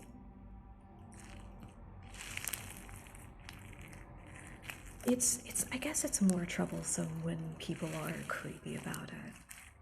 It's probably is, just like on the whole, it probably is the polite thing that if somebody isn't sexualizing themselves and you get the feelings to not say anything about it, that's probably the polite thing to do. Yeah, just kind of don't be weird about it. I guess that really is just it. Those who fetishize the community for profit are distasteful. And I think that there's a big difference between people who do that and genuinely people who are in the community that do just like being sexy. I gotta tell you, the sex workers who have money put a lot of that money into the scene.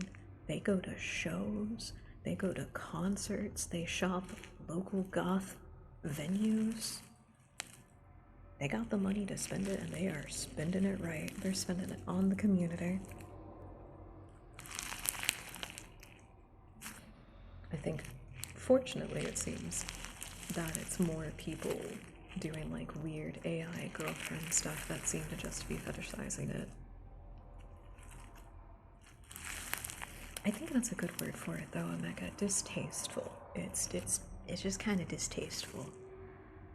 It puts a weird yuck in my mouth a little bit. There's several streamers on here, regrettably, that I walk into as violations. I can't even get in. I don't know. I'm so torn on it because I am sex positive and I am sex worker positive. I'm just kind of like, I don't know if I would ever do that on Twitch personally. I'm just kind of like, I don't know. There's other places for it that have significantly better revenue split. And people are willing to drop a lot of money for you to do weird, innocuous things on stream on those places. Like, you could just spit into a cup and someone could pay you $1,000. I mean, like, if that's what you want, like, I just think that's the better platform for it. It's more of a logistical thing than anything to me. I think it's tough to be a woman with a raunchy sense of humor because there are some people that will take it as a sort of invitation. That's a very good way of putting it, Mosslings. Thank you. Thank you. I think that's a really good way of putting it. The raunchiness, that's such a good word. I'm sorry, you like hit it so well on the head for me. Raunchy is a really good word for it. Hey, welcome in, Dyslexic. I hope you're having a lovely night. As per usual, the ASMR stream has descended to me into talking about something kind of serious. Kind of serious. I hope you're having a lovely night, though. Welcome in. The sex industry has some curious niches. Exactly. I think it is a big part of it of being like a weird woman, because there's also like the manic pixie fetishization kind of thing. I think it's just kind of rough being a weird woman because you get looked at as some kind of exotic animal, and knowing that that happens a lot of the time can be very uncomfortable.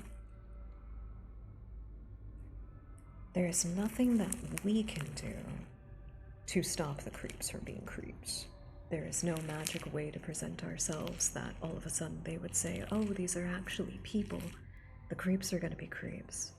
I think the best thing that we can do for our community and for the people that we care about is to hold the creepy people accountable to their actions and to give comfort to those who really struggle with being in that position. That's what I think. But, you know, like the whole thing about being alternative is about being in a community of weirdos. We're the weirdos, we're not the fucking... You probably shouldn't actually be on a list. I think it's always been a big point. People think that because you're, oh god, you can touch yours. Oh. This is one of those really particular things, and I never want anybody to feel like it's a dick measuring contest or anything like that. But I have heard a very similar sentiment from people of color, both I guess just normie presenting and alternative. That's a weird way to put that, I'm sorry. In all camps of presenting also get treated very similar just inherently, where people just think that they can touch them, which is so uncomfortable. That's so uncomfortable for anybody to go through. But it's some stuff like that that sometimes as an alternative person, as I've been this way my entire life, honestly, I've been treated like an anomaly since I was very young. Just having even something slightly similar to it was enough perspective for me to be like, yeah, no, nobody should be treated like that. And then somehow they're still like Nazi punks and like racist goths and shit like that, and I don't understand it. I don't understand it at all. When I shave my head, I get way too antsy. No, that's so fucked up. I'm so sorry. They just get transfixed. It's just, oh, the orb. I will be the next one to touch the beacon. Feeling anomalous is relatable. Should never really fit in. It can be difficult sometimes. I think in our society we attach like a lot of importance. There we go. Sorry, our ghostly sound stopped for a moment. I like the fear ambience quite a lot. we do attach a lot of stuff to things being cohesive, like the way that people talk and how they present themselves, how they dress, the kinds of jobs that they have, and everything. I think accepting one's anomalous nature is the way to go. The sort of like cringe is dead sort of thing. As long as there's not actual bad parts of you, parts that seek out sickness, parts that seek out to do harm, then I think you're probably fine, honestly. Even with some peculiar idiosyncrasies here and there, you know?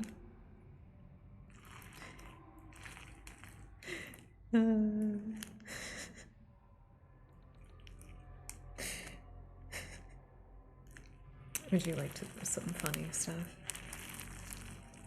So, for some reason, I don't know why this isn't the assumption, but my real name is Raven.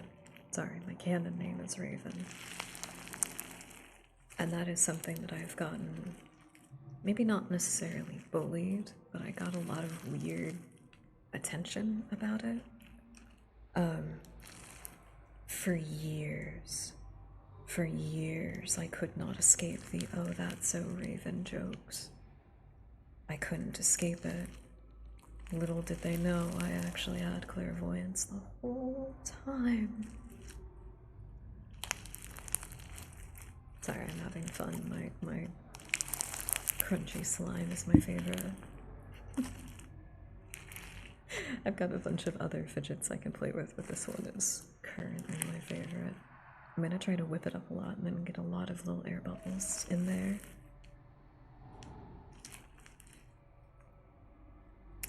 I can't imagine, genuinely, for anybody who is bald by choice or otherwise, I cannot imagine the sheer amount of like jokes and stuff that people make about it. You gotta have some thick skin. That's all I know. What's boudoir? A few of my female friends in the alt subculture mentioned it, yet I've never known. Oh, this is. I am also a boudoir model as well. I do all of my own shoots, mostly because I can't pay anybody else to take my photos. I do all my own shoots though, and it's actually a part of the lore as host that the way that I buy new horror games is by posting particular pictures online. Boudoir is very particular though.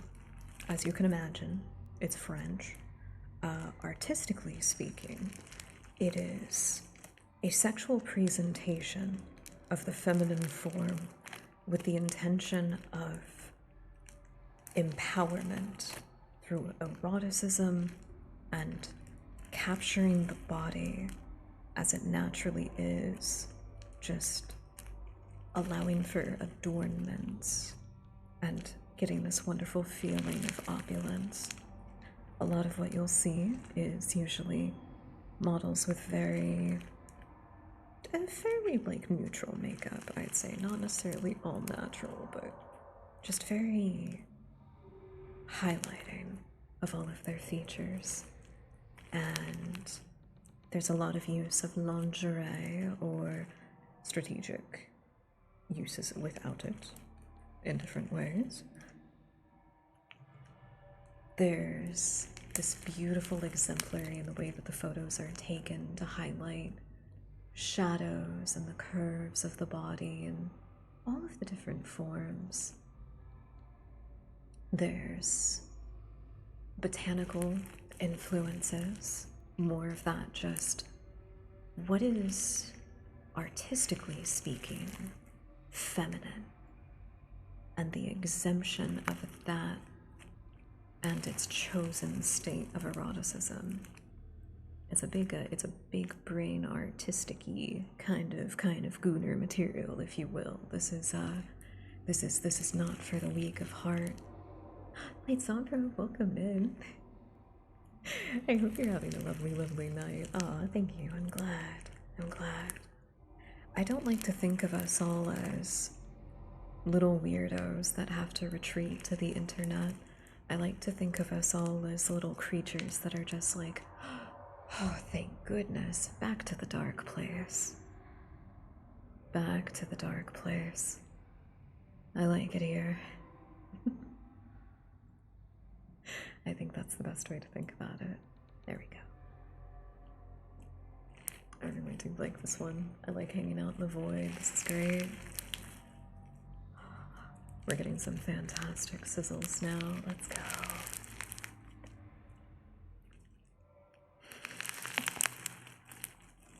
Completely understandable.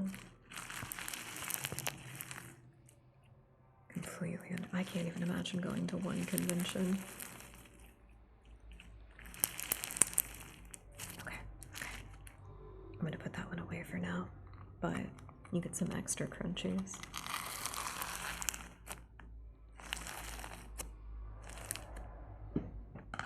I need more sensory slimes.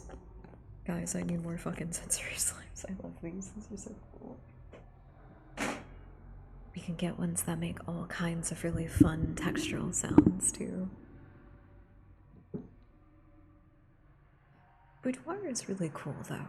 Boudoir is really cool, I think, because there's a lot of focus on that empowerment and space to make femininity sacred. I do really especially like people who have more traditionally masculine body types doing boudoir as well.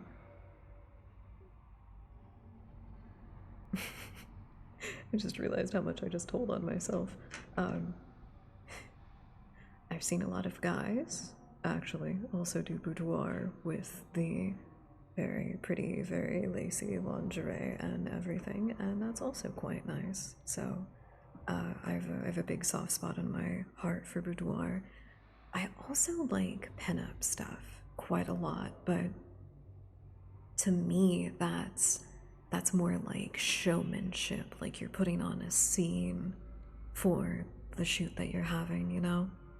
Like I'd love to do some kind of like cute Nuka-Cola girl style, like she's got the little dome space helmet kind of thing, you know what I mean?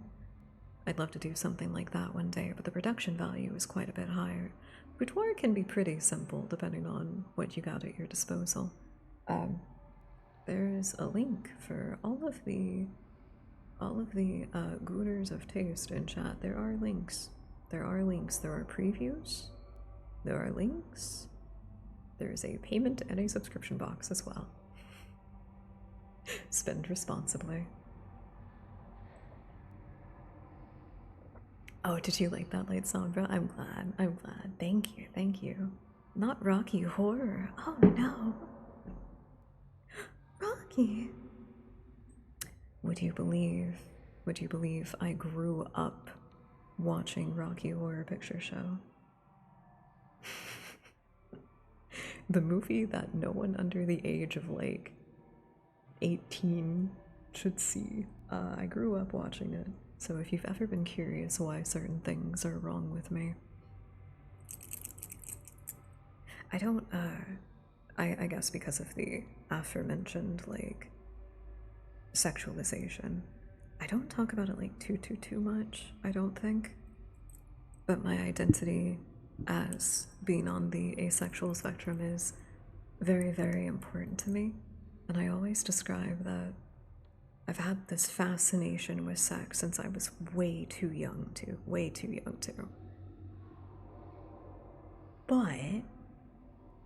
But for the most part, it hasn't been super weird. Anatomy is cool. Psychology is very cool. Horror is very cool. And there's just a fun little intersection in eroticism where all of that comes together. It's a sick fascination. It's sick and disturbing and twisted in all of the most mind-boggling ways. Missed an easy hot potato dough. Oh, no, I did. Ah, oh. Damn it. Too bad. What falls under the asexual spectrum? The I th I there's a third one. There's a third one, and I can never remember it. But yeah, you're on the right track. Asexuality and demisexual, which is where I land specifically. I usually just like to say ace because it's fun. We have such a lovely media representation as characters like Alistair from Hazbin Hotel. As you can imagine, the radio demon does not have a problem with the other radio demon. I feel very seen, actually. What's the Cecil Baldwin from Night Vale is the third radio demon. I thought he was both. I thought he was Arrow Ace. I may be wrong. I may be wrong. It would make sense if he was like an Arrow character that also just had like a funky fascination with sex. He's Arrow Ace. Okay, that's what I thought. Okay. It's the kind of character that has sex just to find out. Okay, okay. Couldn't remember. Maybe if characters change, she's also clear. Yeah!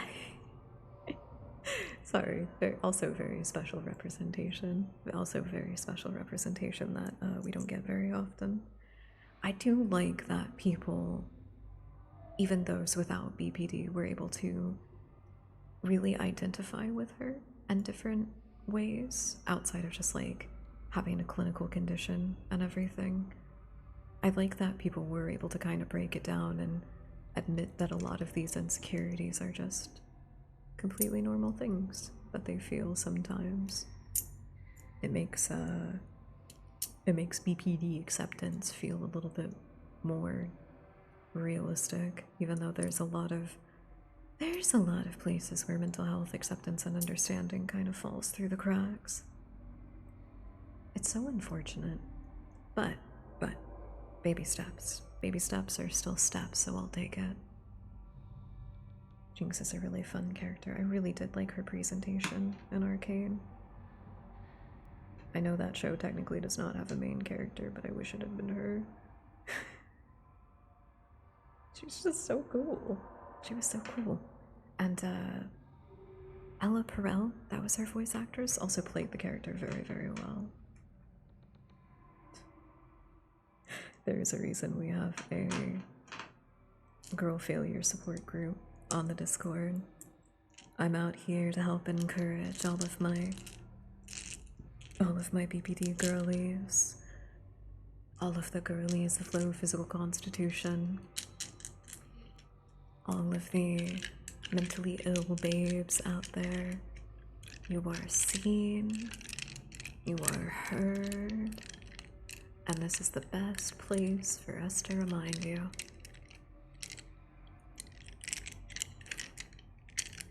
Wait a minute, I'm sorry, there was actually something kind of fun that I learned about. Let me cue up our next story, and I'll rant your ear off about something else here in just a second.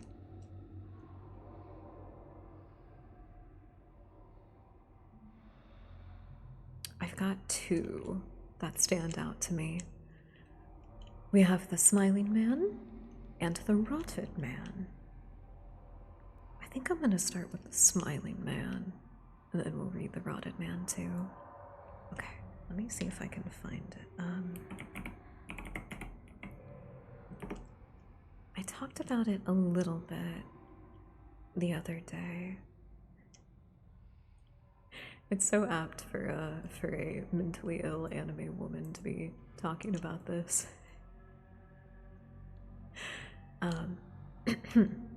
So in the terms of Japanese slang, and it has very much so drifted over into weeb culture to classify different characters in anime and manga that they see, there are a variety of what are called dere types, D-E-R-E. And you might be familiar with tsunderes, yanderes. If you're here, you're familiar with one at least. Characters of that like, where there's a very distinctive public persona, and then there's what is going on the inside. There's a very heavy contrast between these presentations, which is referred to as gap moe. It is either this distinction or specific characteristics, like a character that likes very dark and spooky things also really likes cute pink things like Kirby and strawberry cake. That would be a gap moe type feature.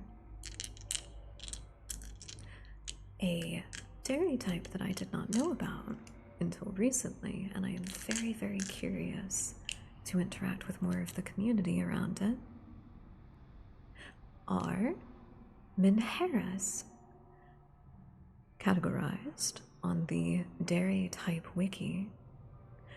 A Minhera is a term for a character who is emotionally unstable and in poor mental health. They are very emotionally fragile and experience extreme mental ups and downs and mood swings, which can be a bit difficult to be around. This can present itself in the form of a few different psychological mental disorders.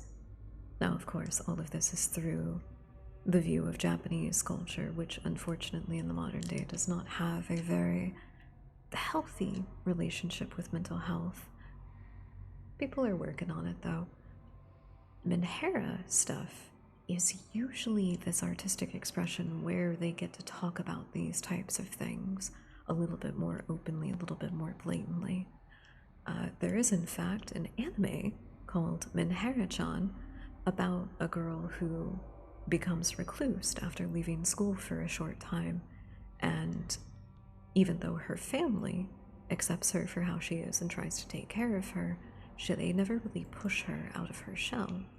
She doesn't get better until her friends who care about her step in and start trying to get her to go outside and do things that are good for her. So, because of presentations like that, there's also this association of a very raw mental health positivity. We are willing to show the darker sides of the struggles, so people can know that they're not alone, and that there's no, like, magical one-size-fits-all way to fix mental health stuff. Sometimes it's something you'll be dealing with forever, and that's okay. Low-key human, by the way. Only low-key human. Well, if you're in this chat, you're an anomaly in the first place. Why dumb? You're not dumb. You're not dumb. Being dumb isn't a mental health struggle. It's a... Some people would argue that it's a struggle at all, because some people like it when others are dumb, but we won't get into that. We won't get into that. Both of those are really cute. Aww. Aww. I like that there are a lot of different VTubers that are using the cute little emote program. I just like the emote, forgot it was titled Dumb. Aw. It could be the mental health positivity emote too if we want. It can be, it's allowed to be. Exactly, you're all the little lurk. He's so anomalous. He apparently scares people when he appears in their chats. Oh, the article goes on to contextualize that there's a few other dairy types that technically fall under the... I keep feeling like I'm pronouncing it wrong. Minhera. Unless I'm looking at it, I'm afraid I'm going to pronounce it wrong, and I don't know why. There's a few that fall under the Minhera character type. Yanderes, as you would imagine, sometimes fall under this typing, but some people don't consider the things that yanderes are characterized as always fitting under the banner, but it can. The Utsudere, which is a depressed or gloomy character, becomes cheerful around the people that they like or their love interest. And a Kichidere, which is a more extreme, very, very intense mental health struggle. I exist continually in my little corner of purgatory. I appreciate that. I appreciate that. All of the signals get to intertwine a little bit. That's always fun. Right, I'm halfway through Resident Evil 3. Ooh, fun! Are they the originals or are you playing the remakes? I do hope that more people give the originals some love. I really liked playing through the first one, and the second one has been fun so far. Seen Olivari years ago. That's fine. That's completely fine. So have I. Thank you, darling. Thank you. It kind of just looks like shiny red ichors pouring down from the void. How delightful. Okay. I mean, I don't think there's anything wrong with that. I do think that people would have fun giving the older games a try, especially if you play them with other people, but I get it. I get it, I guess. I guess it's fine that nobody likes older games. I guess it's fine that nobody wants to learn tank controls. I guess it's fine. What would you like, Omega? What would you like? I'm sorry, the menu isn't up. Oops. I'm so sorry, the menu isn't up. One moment, where did it go? I lost track of everything. There we are. Fine, I'll get the game from 2002. Is that the third one? Because the first one was 1996. The second one was 98, which is the year that it takes place in too. Which one was it? Was it 3? I think 3 is fine. I think 3 is fine. Also, the original is 4 is still really fun.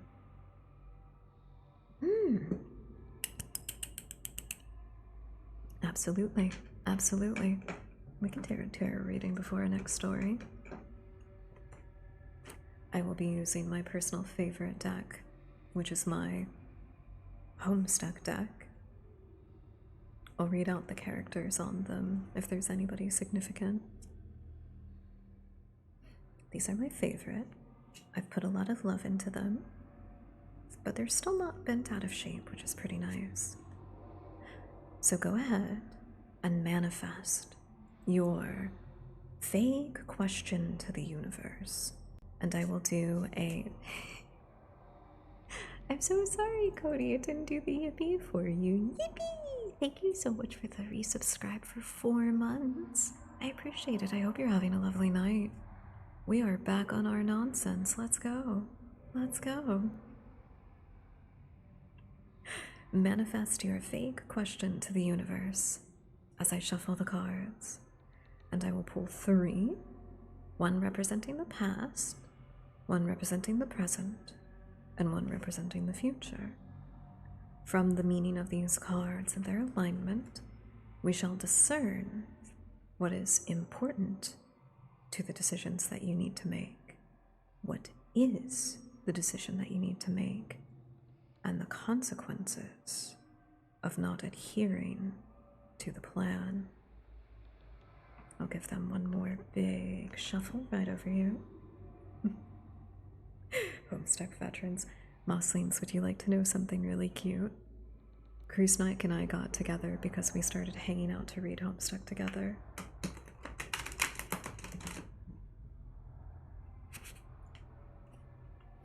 We made OCs and everything. Right, right. Everybody who likes Homestuck always gets a kick out of that.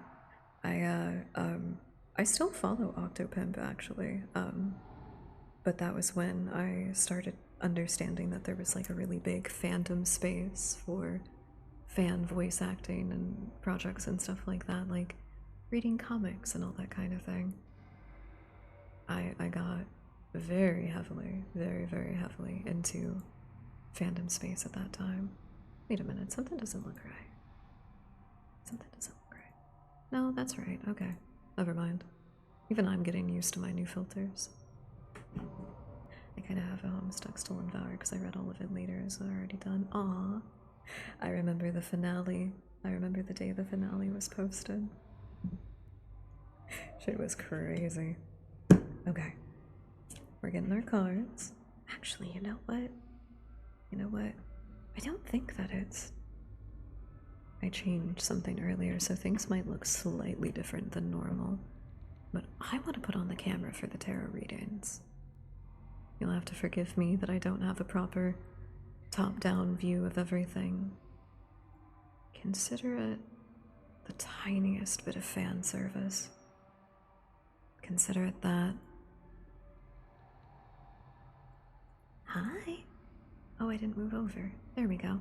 Hi, everybody. Wait a minute, let's...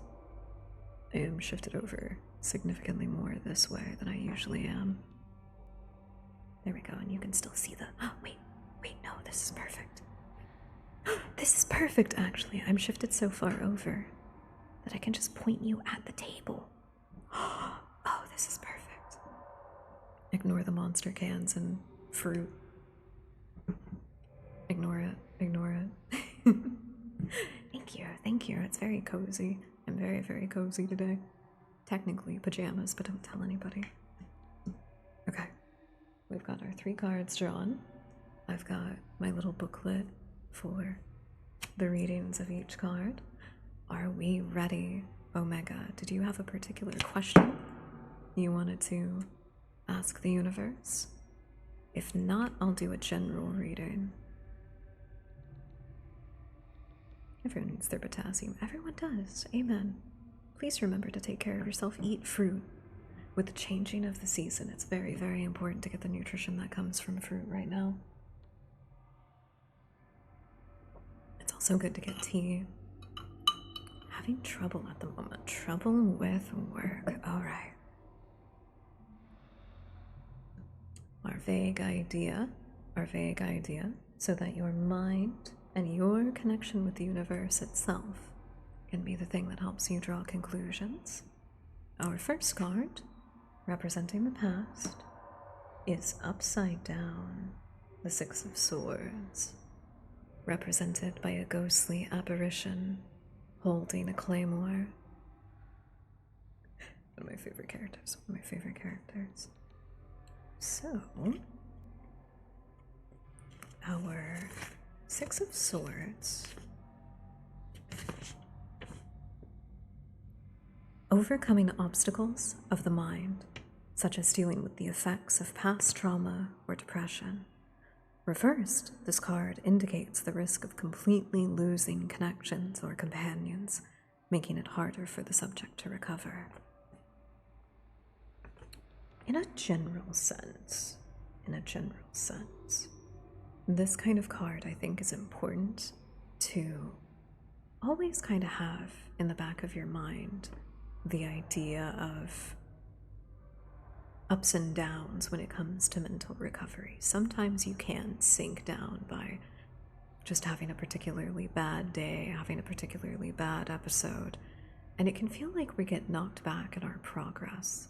But that's not really what's happening. Recovery and being stable isn't really a straight line. It loops back around on itself every now and again. Thank you so much for the follow, Opal. Welcome in. I'm so sorry that the notification didn't pop up. I think I need to fix something. I think I know what it is. I'm gonna try to do that real quick. Ignore me. In the terms of work, there is a lot of emotional baggage that can pop out. So it is important to kind of keep a good head on your shoulders and not let things become too much. I kind of think of it as taking a little bit of a stranglehold over my own mental health and saying, no bad vibes, no. It doesn't always work, but sometimes it does. Hi, Opal, welcome in. Hi. I hope you're having a lovely, lovely night. We are currently doing a tarot card reading for another one of our chatters, but I hope you are well. Please take some time to take care of yourself. Okay, hold on, I'm gonna fix something.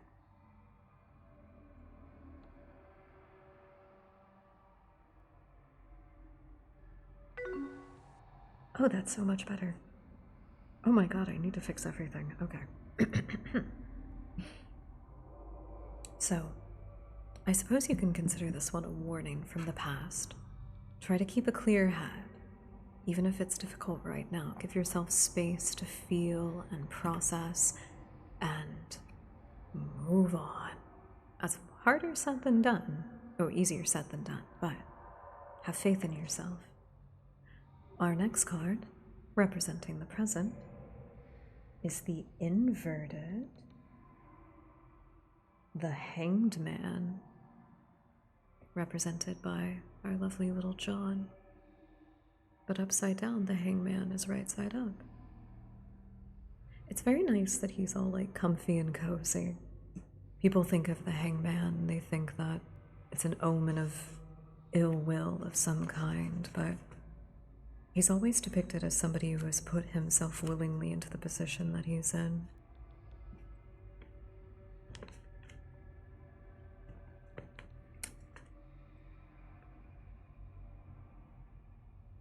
Where'd he go?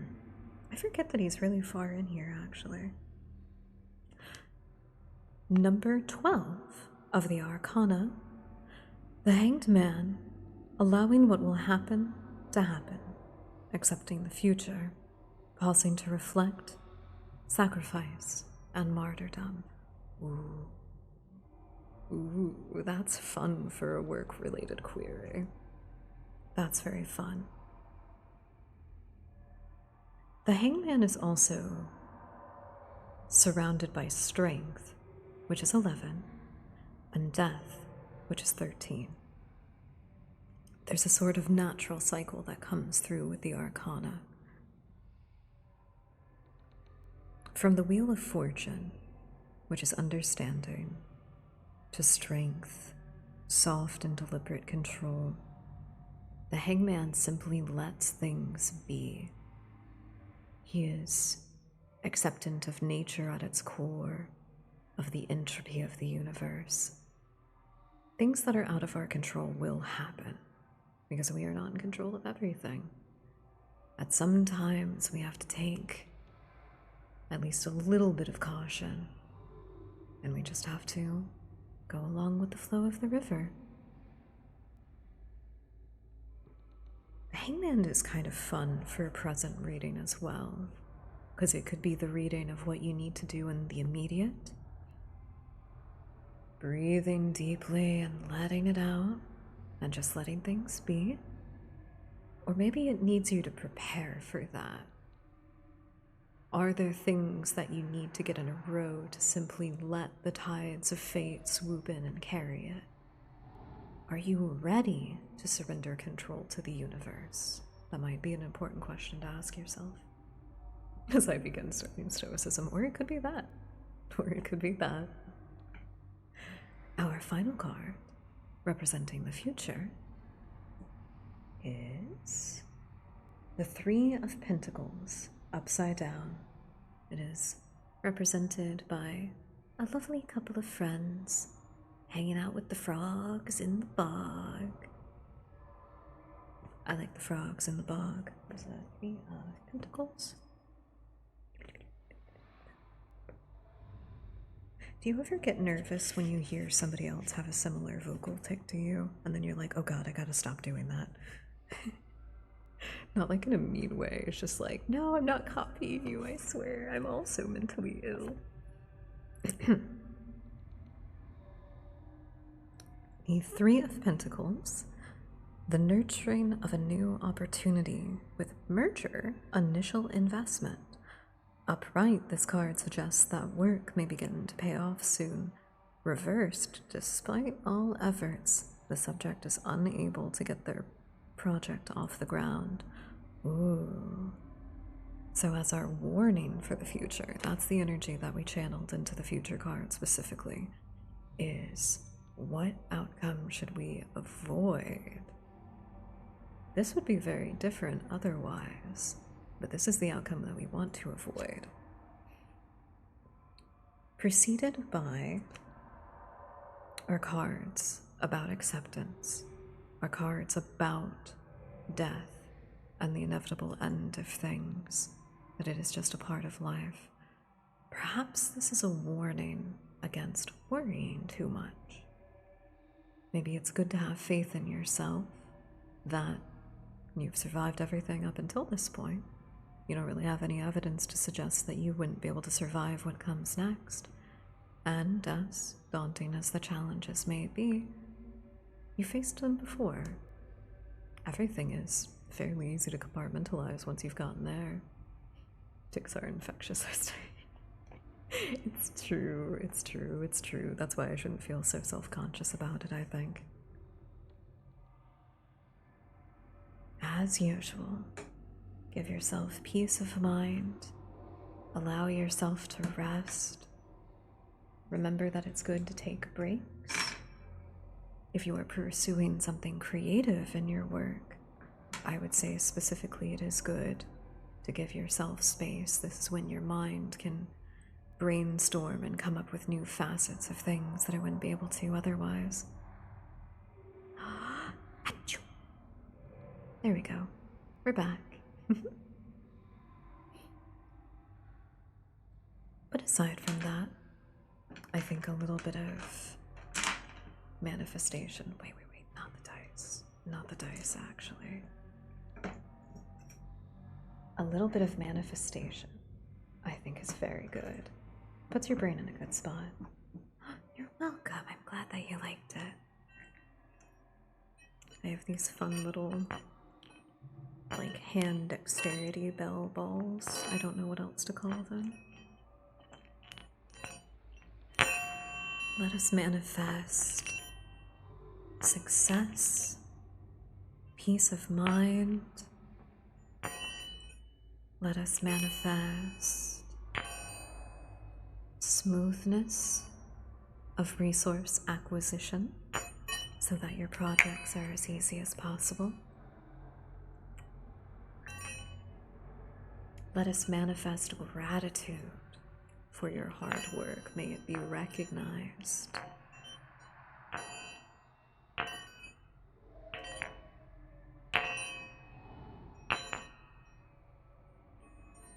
I can't think of anything else specific other than I hope that you get a nice big bonus that you can buy snacks with. That's my particular manifestation for you. Kind reminder to stay hydrated, dear dust bunnies. We are going to read another story after I very quickly run through something real quick. Hold on. I forgot. Okay, very specifically, there's another really cute VTuber who also does the, like, da-da-da-da-da, or the, like, hold on. We talk about her a lot because I think she's really adorable, and I really wish I could commission her. Like, I want to commission her so bad to draw host. Mishi Molly. She is a lovely, lovely little snail VTuber that is really cute, and she's incredibly artistically talented. She's adorable. I want to, like, pinch her cheeks until she cries, but not, like, in a mean way. I get, like, such cuteness aggression because everything is perfect, but... Okay. I'm sorry about the weird issue that we had with the, notifications before. I'm testing everything out. This is a subscription test. Okay, the text thing is still broken. Damn it. I was trying to fix something text-wise. This is a test bit alert for.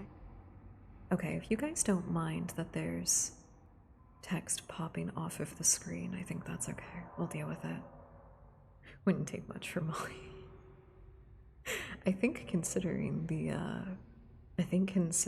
facts, I think if just a lovely woman such as myself were within 5 feet of Molly, she might start screaming.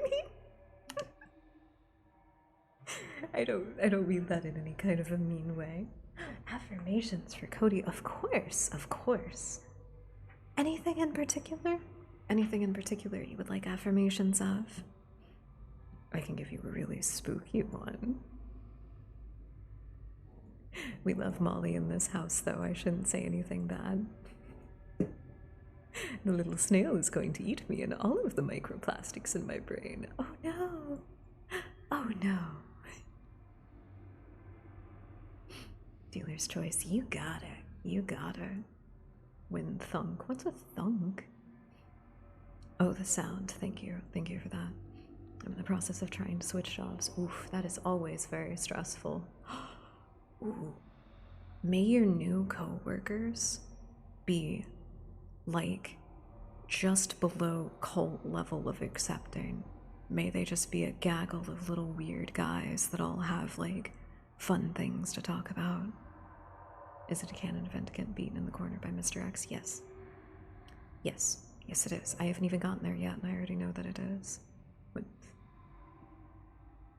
I haven't even gotten there yet, and I know. Alright. Our affirmations for the dear Cody. Thank you for the redeem. Thank you guys for redeeming so much tonight. I do appreciate it. I feel like we're getting better at actually doing the streams. I had a new coworker that was seated next to me, and they just stared at me all day long, and I had to.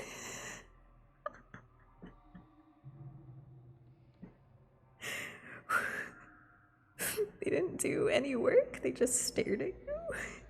Like they didn't complete any of their tasks. I think you could say something about that. I'm sorry, that's so scary. It's just the. You mean this kind of staring? You mean like the into your soul kind of staring? The maybe if I stare at you long enough that this paper will just get written kind of staring? My eyes don't fully close when they're that wide and I try to blink. Limitations, technological limitations. They did their job when a call came, but it's been slow. Gotcha. It's in the cubicle, kind of. Oh god, honestly, it was worse. I'm so sorry. I'm so sorry. A rare specimen. We're not rare. We're not rare. People just over-sexualize us and then it takes us into hiding. Remember, it is a kindness to not over-sexualize the mentally ill and goth women. It makes them want to go outside more often. Ooh, you know what would also increase weird girls being able to go outside? If there were more just little monster men that just ate the creepy people. If you just succumbed to the void and became a monster and ate all the creepy people, everything would be great.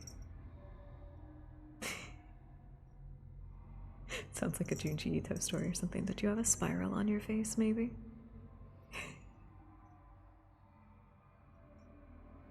We're not rare. Was that not clear?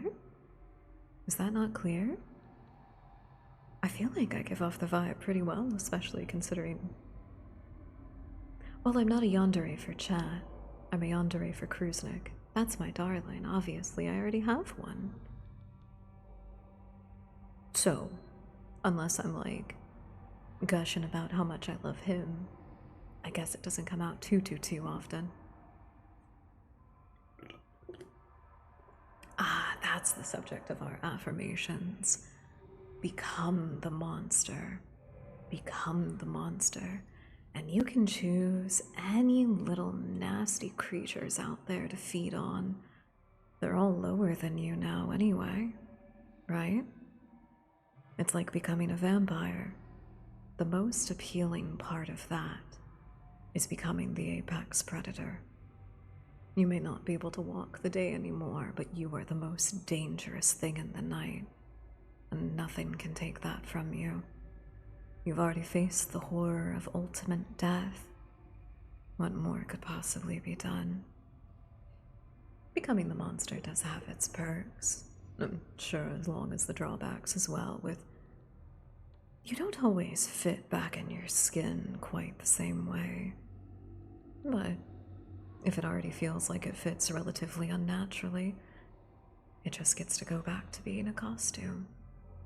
You put it on to deal with the day and day, but at night, you get to crawl out of your own skin, fully accepting of what you are. Nobody can take that acceptance from you. Doesn't matter if you have trouble fitting in with others. It doesn't matter if you never feel fully seen. You are what you are, and that's all that you need to be. Some of us need to grow thicker skin to deal with the things that we deal with.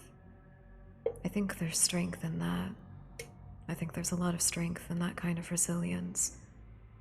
And especially if you are a monster with a very golden heart, you become something that gets to protect others. It's not about being a hero, it's not about being recognized. It would be better to not be seen. It's simply about putting the scales right. No human can. So something that's a little bit more than human. I don't think there's anything wrong with that. What kind of monster would you be? Would you be a big one with sharp claws and teeth to rip flesh asunder, tear it to ribbons? Would you be smaller? Would you be something that could crawl inside your prey and eat them from the inside out? Worming under their skin, thrashing apart little bits and pieces until they go insane? I think I like being a bit of a ghost. Something that exists just outside the frame of view. Something where it can only be perceived just slightly, like through a veil, but completely inseparable from perception, constantly haunting. There's a lot of different kinds of monsters that you can be. And again, as long as you're eating the other creeps that walk the night, I don't think there's anything wrong with that. We may have to play a particular visual novel for my birthday because it's one of my favorites. Vampire the Masquerade, Shadows of New York. It goes over that sort of willingly becoming the monster. Once I scared off some creeps in the woods near me because I wandered in with a cloak and See, you're already your local cryptid. You don't need to be seen in the ways that everybody else needs. Just vague perceptions and premonitions. The witches will find you eventually, and that's when you know that you'll have your people. I'm gonna be a monster that eats the weird people who are racist. Yeah! Hell yeah! Let's go. I'm all for it. I'm all for it. I'm all for it. I take it those were some good affirmations then. I feel like I could do pretty standard affirmations, but those ones are more fun. Those ones are more fun. That's so fun. That's so fun. I do love the idea of psychologically traumatizing people who are trying to do bad things. Okay, look. I don't have a lot of faith in the prison industrial complex, as you shouldn't. I don't, honest to God, from the statistics that I've seen, have a lot of faith in certain types of recovery therapy. As for some reason, they don't seem to work. However, if you put the fear of Satan into a man, you might prevent a lifelong offender from spawning. Psychological torture is significantly more effective. It really is. We could get a little bit of hypnotism in there too if we really want. But I think the psychological torture is the way to go. Remind them how small that they are in the face of eternity. That would have been cooler if I hadn't tripped over my words there, but you know what I mean. I imagine being a boogeyman, the more afraid. In a dream, not all that long ago, honestly, in a dream, I was a boogeyman, a bugaboo, a monster under your bed who ate your nightmares. But that was a dream. That was a dream. That's not what I am. Still might have some tendencies, but you know. Truly, truly, existential fear, I think, is actually the thing that would fix people. That's very good. Yay. You talking all evil, like. Isn't that the point? Isn't that the point? I'm technically not evil. I don't think. Everybody who wants me inside their head seems to have me there, so I know I'm not taking victims unwillingly. Everybody read the tags. Everybody knows what's going on here. And honestly, the only reason I'm trying to cultivate a group of little obedient dust bunnies is, you know, just for the sake of having a little army of creatures that can do my bidding. There's nothing wrong with that, right? Nothing wrong with that. I can't leave the radio station. It's not safe. You guys gotta go to 7-Eleven for me. And it's not fair to ask one dust bunny to try to carry 4 monsters at a time. You need to be legion so that you can be effective. Cognito ergo sum. Belief is half the battle, comrades. It is. It is. Your perception is your reality. It does not influence it. Your perception is your reality.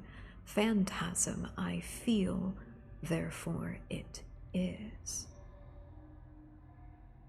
That's a whole very fun psychological and philosophical discussion to have, though. I think I got used to you gaming and not being spooky. I'm trying to ramp it up a little bit more when we're just playing games. I am, but sometimes the horror is very effective on me, and I you know, I don't think there's anything wrong with switching it up every now and again. I can be the monster in the woods chasing down my prey, and then sometimes be the prey that's being chased in the woods. There's nothing wrong with mixing it up every now and again. I am trying to learn how to scream, which I'm getting better at from getting startled while playing Resident Evil. I actually screamed the other day. It was crazy. It was crazy. I have a hard time doing that. So I'm learning and I'm getting through stuff, but I think I should take some more time to be a little bit evil. It's fun. It's fun to be evil sometimes. In like a misunderstood Kane from Amazing Digital Circus kind of a way, not in a like Am from I Have No Mouth and I Must Scream. That guy's weird. That guy's weird. I don't like that guy. I can't believe I left that up during the Creature Kitchen stream. Nicholas, why did nobody tell me that I still had the death counter up from RE2? What the hell, man? What the hell? Sometimes the horrors may experience horrors as well. Amen. Oh no. The monster is just so big and so fast. Oh no.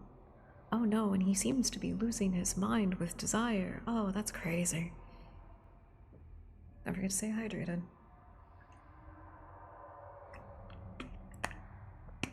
I fucking hate Myers. I fucking hate Michael Myers just on principle. He's an incel, and so whenever you get a Dead by Daylight round with him in it, I do scream.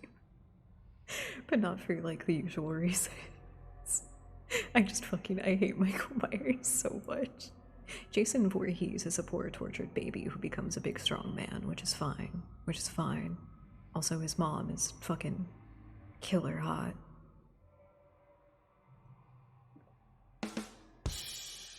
You're welcome.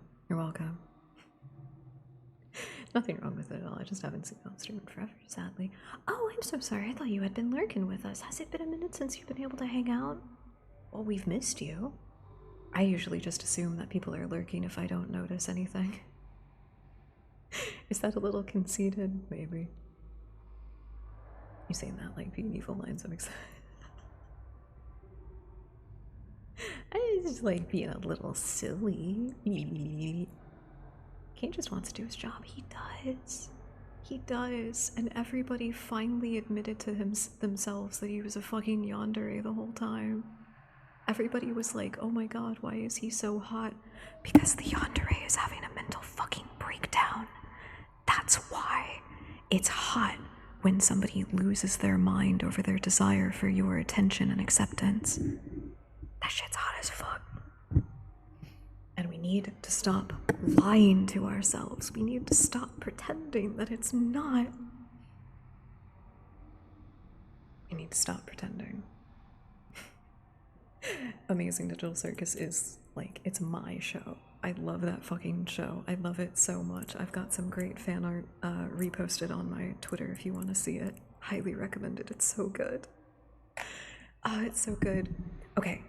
2 separate artists did Renaissance style of Kinger and Kane, and I'm not going to explain why, of Kinger and Kane as Saturn eating his son, and then there's the other, oh god, wait, what is it? I'm gonna have to find it. Hold on, it's so good. I get to lurk here and there. Oh, okay. I always assume. I'm startled. Actually, I can fully attest to this. That this was my perspective. The stream that I had right before episode 8 came out was me talking about making a yandere style audio of an AI that was inspired by Kane. I can 100%, I have the receipts to prove that I've been fucking telling y'all. I've been fucking telling you. Nobody ever believes me though. I spelled so many people as the dredge. It's terrifying. Stop that. Okay, hold on. Let me find the art. It's so good. Oh man. What is it? It's the artist holding his son who's been shot. Ivan the Terrible and his son. Ivan on November 16th, 1581. Painting by Ripem. That's it. They did a version of that with Kinger and Kane, and I fucking threw up. It's so good. The Saturn eating his son too is also just like, I love art. I fucking love art. It's so good. As you can imagine, I relate to Kane as a character quite a lot. I believe Goose and Alex, his voice actor, have both talked about how his emotional disconnect kind of responses are more inspired by navigating the world as an autistic person. I do not have perspective on that, even though a lot of my friends, family members, and loved ones are all on the spectrum. It's crazy. I am not. I got BPD instead, which is the same checklist of symptoms as diagnosing autism. The manifestation is just fairly different, I've noticed. Okay, which is it? Which tag is it that brings in all the BPD supporters? I need to know. We love our BPD here. We do. That's why we have the Girl Failure Support Group. We do. No mental health journey is perfect, and there is no end goal. There is just doing what we can and a little bit better every day. Football champ. Be pretty. You know what? I'm okay with that. That was fun. Oof. I technically got diagnosed with it when I was much younger, but there was a particular follow-up that didn't happen after a psychiatric evaluation that I had for no particular reason. Don't worry about it. There was a suspicion, and I wasn't able to follow up with everything and fully confirm it, but the proof is in the pudding, so... Also, there are multiple other women in my family that have been confirmed to also have it, so it's, you know. So, a lot of the stuff that Kane exhibits with this disconnect socially and just wanting to be somebody who makes things better, and I have a tendency, I think, because of my condition, because of it being fairly severe, I have to say. Admitting it for myself is always hard, but being able to. What's the word? Being able to navigate social stuff is sometimes very difficult because of the way that I process things and the way that I rationalize things. You guys ever notice how much I giggle at really inappropriate moments? For a little bit in school, because I was going through a very particular rough patch and this happened a lot, I had to carry around a card. Not unlike the one that Joaquin Phoenix's Joker uses in the first movie. That said, please be mindful I have a particular tic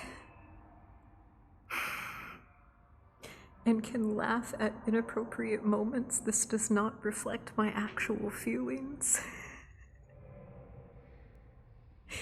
And because of that fucking movie and its public reception, I have a very hard time talking about that every now and again because I cringe so hard. Oh, god damn it. That movie was a really good example of just somebody with BPD. That's what it was, and it just fucking sucks that it's that particular tic. So thank you for the acknowledgement. I appreciate it. It makes things hard sometimes. But I also have a very, lackadaisy, absurdist kind of view on everything. And so sometimes weird, innocuous things about different stuff is funny to me. And I know that I shouldn't outwardly laugh at it, but it's so hard to keep it back sometimes. It's, oh god. That's just an example. That can make social situations very uncomfortable to navigate, and it has made professional situations also very uncomfortable. So I am 100% the feral housewife that cannot be trusted to go outside by myself. Outside of that, I'm very responsible in my enclosure, so I'm proud of that. Fuck, I forgot where I was going with it. Oh, right, Kane. So, the exemplified qualities that I see in Kane as a character is that desperate attempt to just try to make things better, to try and do something good, to create something that other people like and appreciate and see me through it. It's such a intense desire, not just socially, but in that kind of metaphysical way as an artist, That's why I have so much appreciation for the incredibly diligent dust bunnies who always come to the stream and hang out with us. And even if people are just lurking, that does mean a lot to me because that is the gratification I so desperately crave. It's so unfortunate. It's so unfortunate. But I could clock that with Kane as a character. 100%. Thank you. I'm glad we can all be seen and understood here. I really am. I'm glad we can have some pretty heavy conversations too, because we're all not fucking weirdos. I don't know what geet is, but I get it. Every day I see that town, Silent Hill.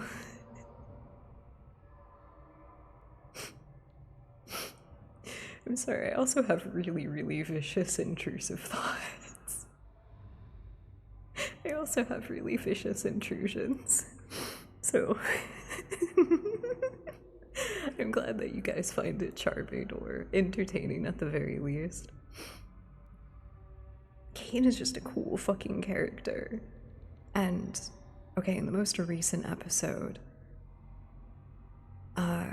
both the Goose and Alex confirmed that the delivery of a particular line was the realization of something that he had done that, whether intentionally or otherwise, caused harm to other people, and that's not something that he actually wants to do. Episode 8 felt like a very particular kind of manic episode that I've experienced and other patients that I've talked to have experienced, where sometimes it doesn't matter.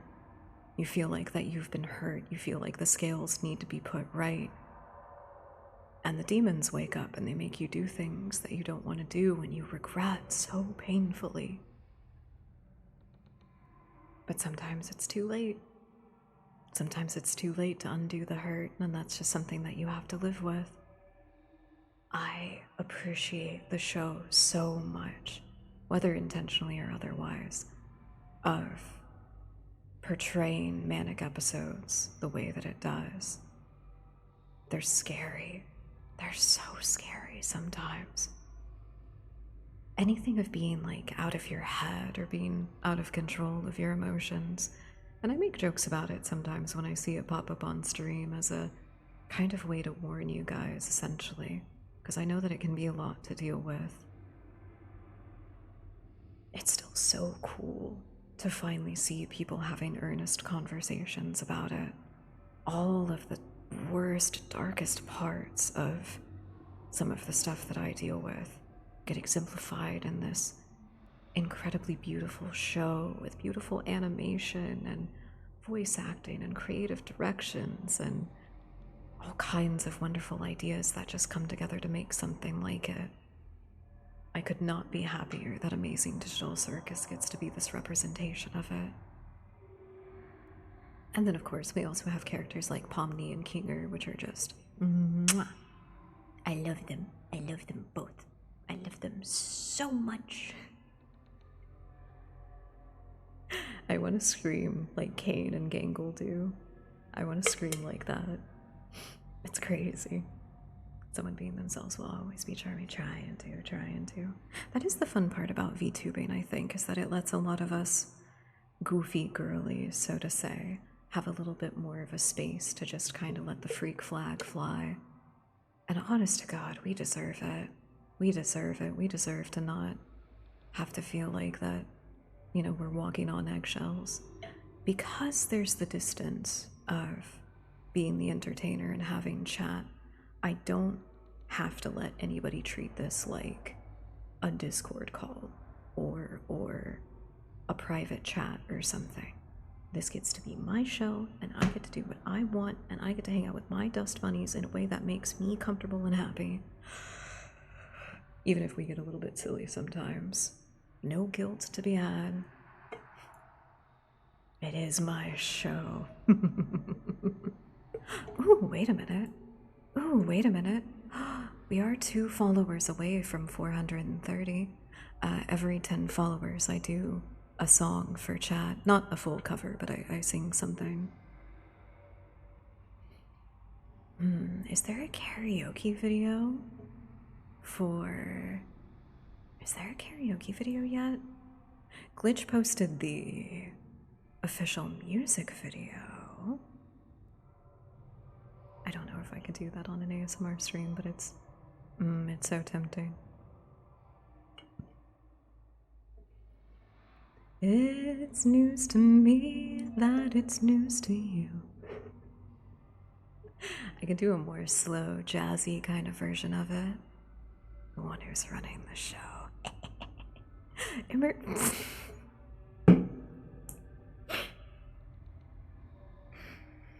Thank you so much for the follow, Emergency. That's very kind of you. I hope you're having a lovely, lovely night with us. Thank you so much. I appreciate that. Hello, welcome in. I'm sorry. Yes, your name did. You fucking stun locked me. Omega! What are you doing? Thank you. Thank you for that. Oh, that does look nice. Guys, the alert looks nice again and it works. Thank you. Good night, Omega. You sleep well. Thank you for hanging out with us for as long as you did. And thank you for the gifted. I know Nicholas is going to appreciate the ad previewing and the extra emotes that we got. But sleep well. Don't forget to get some water before you head to bed and do a nice little stretch to decompress everything. It'll make you feel better, I promise. Good night. Good night. Alright, let's. Do we want another story? I still had one queued up.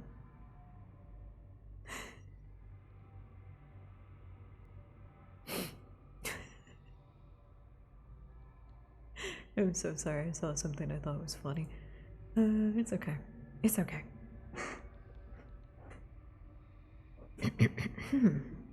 Alright. Let's get the ambience back. Did you miss it? I do.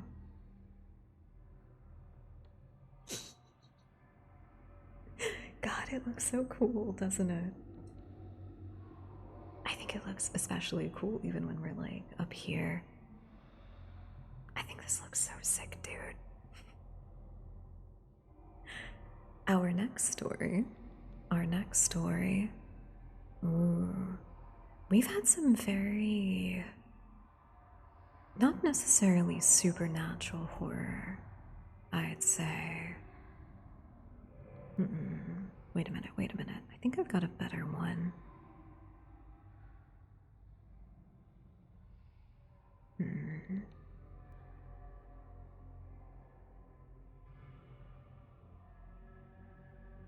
I think this one is a little.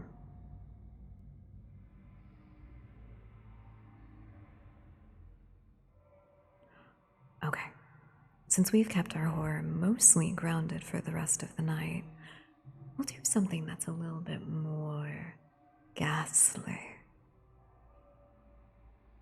This one, posted to r/no sleep 14 years ago, January 21st, 2012, by Paper Crane 1001.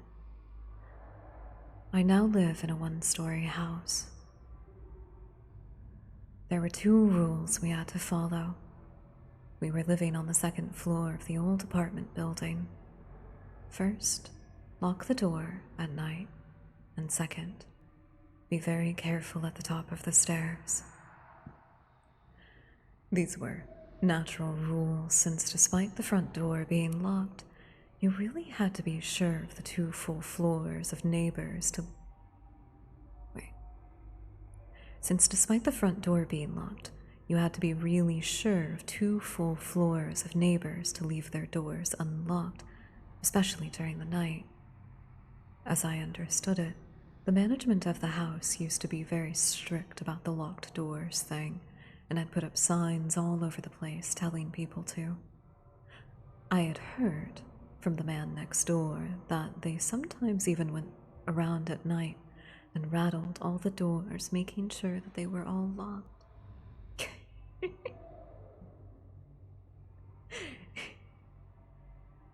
I'm so sorry, Nicholas. I heard "you demon" in Molly's voice in my head. There's nothing better than when chat tea kettle screeches about getting gifted subs. Hell yeah. Hell yeah. Enjoy the emotes, homie.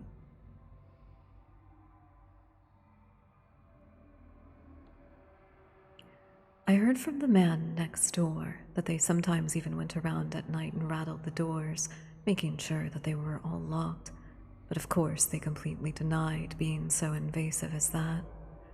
I had never heard them at it, but I had been known to sleep perfectly content through an earthquake, so that was no indication. As for the stairs, it was just a simple reminder. They were steep and slightly tricky. I heard that there had been a couple of deaths from falling down them. It was good to remind people. Nothing wrong with that. Besides, my sister and I were happy there. Leanne and I had been fortunate enough to get a room directly across from mine, and we were old enough to actually enjoy each other's company, despite the traditional feud that comes between one older brother and his younger sister. To tell the truth, the feud still existed, but had become more of a cheerful rivalry than anything else. We were happy. Just happy. Things weren't perfect, granted. We were in an area that had a constant thunderstorm. and the power was out often as it was functional. My room had a continuous smell of strong soap, and although that isn't the worst thing it could smell of, it was a bit tiresome after a while. Leanne's room developed a troublesome lock, and half the time the bolt would click out the moment someone pulled at it. We wanted to move out, sure, but we also wanted to wait until we could be sure that each other could do so. If only we had known. If only there had been even the slightest flicker of menace. But there was none. There were no cold spots, no abnormal shivers when passing over a certain area, no strange noises for the occasional rattling of the knobs in the night. Nothing. Not until that night. I awoke in the middle of the night, simply out of thirst. I first tried my sink, obviously, but the power was out, so the pump wasn't running. Annoyingly, but the landlords kept a tank full at the top of the stairs, exactly for this purpose.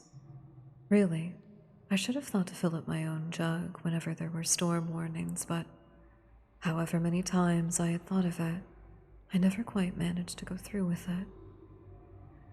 I went out onto the landing, flashlight in hand. I'm sorry, this is a British story, but I refuse to say torch instead of flashlight. It's disgusting. Halfway to the tank at the top of the stairs, I tried to click it on and found that it was dead. But that mattered little. There was ambient light and lightning frequently flashing through the skylights, with which the architecture had a love affair when designing the building. Torches a stick with fire.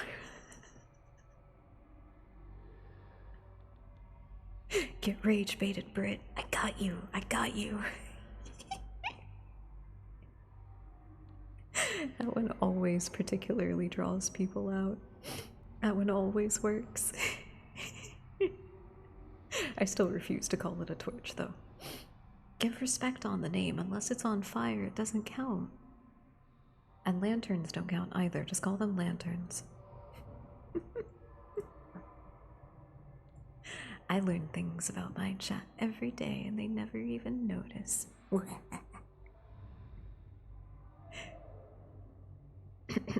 Flashlight is a totally different thing. What constitutes it as a flashlight, then? Does it have to have a crank on it? Can it be one of those that you shake to charge up? Or does it have to be like a police flashlight that can give you a concussion? Those are pretty cool, actually. The idea of having a flashlight that can be a weapon is pretty sick. Highly recommend it.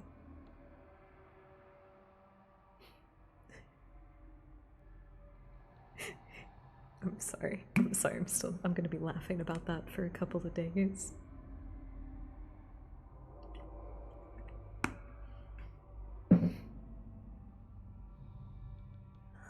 Kind reminder to stretch your jaw periodically. Holy shit. There we go. Call a flashlight. We are two sides of the same coin, caught in our endless dichotomy.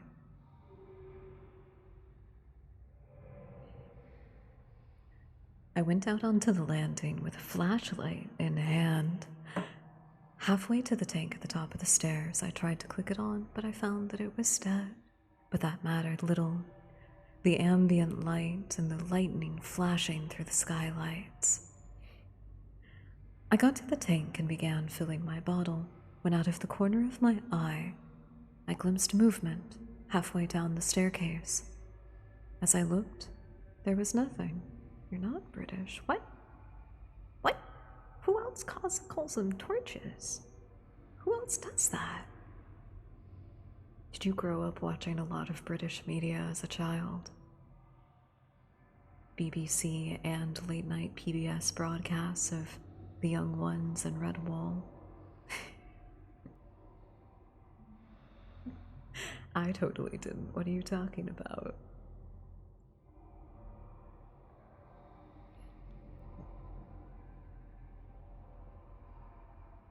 As I looked, there was nothing. though it was that kind of nothing that happens when you're staring at the object you're looking for, that sense of it being right in front of you. If only you could see it. I don't call them torch. Aw, man. Aw, man, I was the one who got. How dare you? We got a giggle out of me. That's a good thing, right?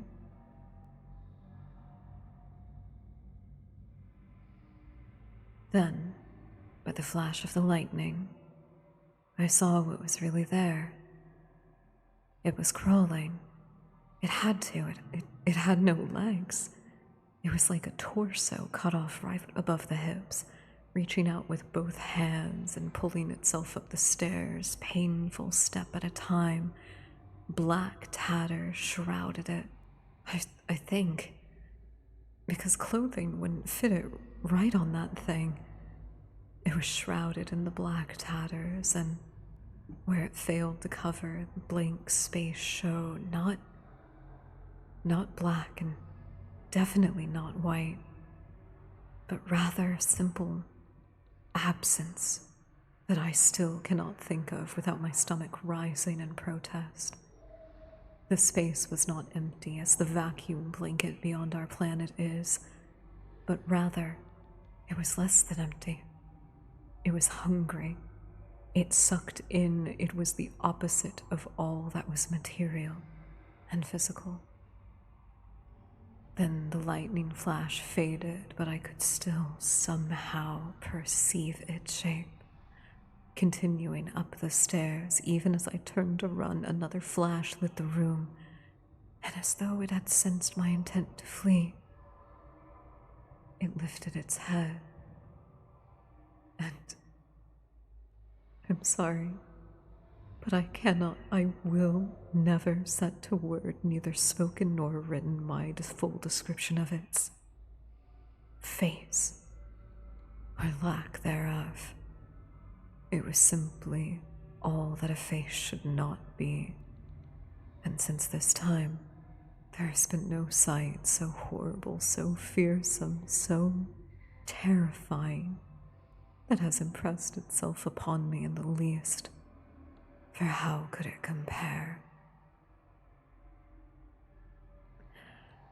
That is the one triumph, I suppose, that I bring from that night. Out of all its horror, I shall never again be cowed by the sight of evil, for the worst done by man is the palest reflection of the vistage that faced me then. I ran. What else could I do? I ran to my room as fast as I could and began fumbling with my keys, all the while becoming aware of the faint, slithering drag, thump, drag, thump coming from the stairway. How far up had it been? Halfway? 2/3? How many steps did it have left? Finally, I forced my keys into the lock, yanked the door open, dove in and locked again, and collapsed. The adrenaline suddenly gone. I had no time for introspection, however, as I suddenly realized that I could still hear the thing now up on the landing. It was still crawling. I could hear the hand over hand slithering as it came straight for my door. The handle moved. It rattled for a moment, then went still. Even as I started to let myself relax, I heard the door of the next room over rattle, but it too was locked. I heard it go down to the end, rattling each door in turn, testing the locks. I sat and prayed that none of the other tenants had left their doors unlocked, leaving themselves open to that terror.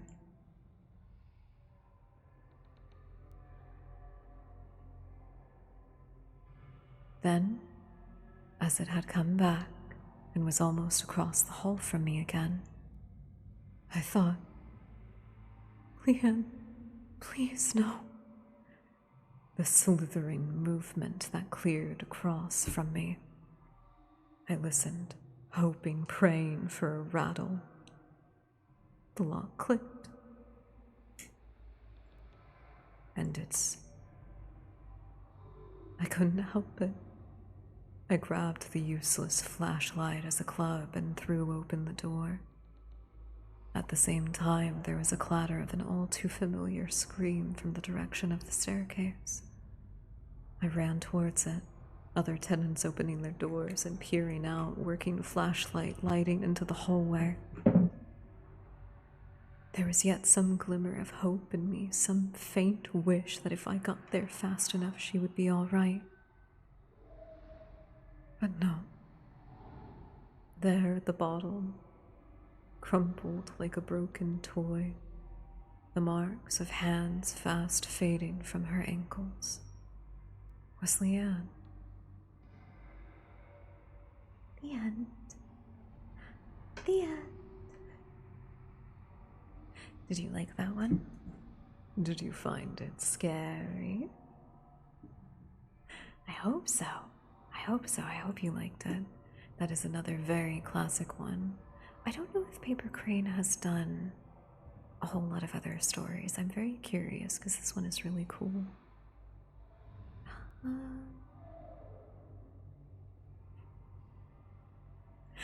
No, it doesn't look like it. No, it doesn't look like it. Aw, man. Aw, that's okay. That's okay. They did post that story 14 years ago.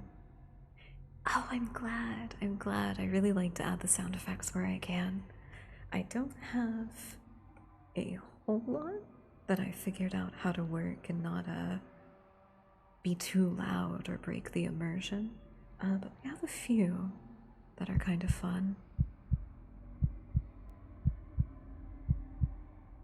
That one is on a loop, so it's a toggle. I can just turn the heartbeat on and off. I also have sounds of static and warped radio noises.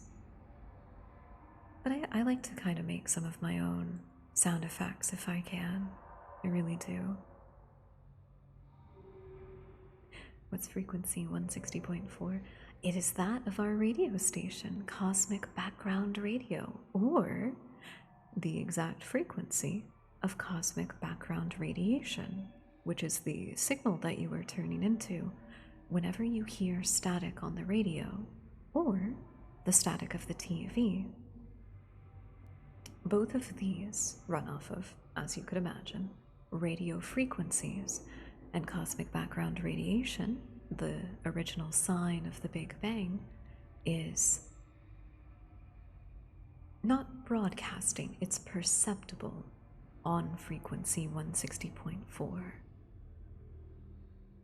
Every now and again, if you tune in at exactly the right time, you will hear us live from the town of nowhere, a strange and anomalous place filled with people who have no idea how they got here. Everyone from the conspiracy theorist milkman who's trying to figure out what's going on, to the lovely couple that run the 24-hour diner all by themselves, to the gaggle of witches down at the library that sanction book club and movie night. And then there's me. I am your host, TheRavenAnarchy. I am the diligent and ever loyal host of the broadcast. I cannot leave this station, but my lovely, lovely dust bunnies that you see on the bottom of the screen keep me company, help me acquire different things as needed, and a lovely other character amongst everyone is my partner, Kruznik, who is a very cute scientist. It is completely by coincidence that me and my cousin Cecil Baldwin of Night Vale have the same interest in partners. It's completely coincidental, I assure you.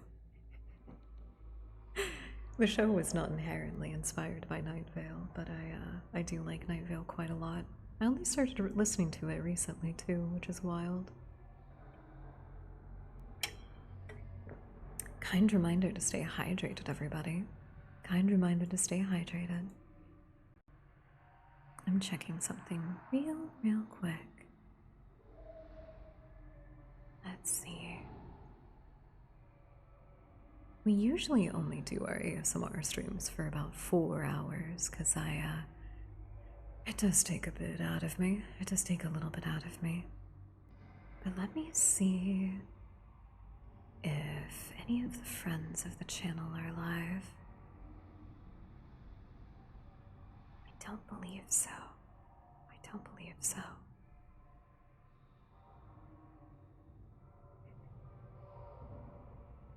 I'm kind of just perusing the ASMR tab at the moment. Let's see. Let's see. You know what? Let's take a very quick little break. And then I want to do one more story, actually. I've been having fun. I've been having fun with the ASMR streams lately since we've gotten extra spooky with them. Is it?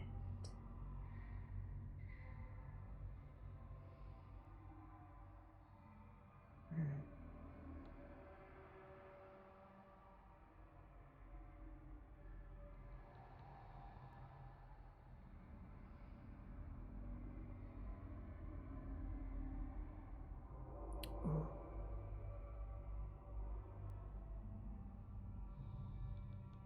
Okay, yeah, this one will be a special since we had so much fun.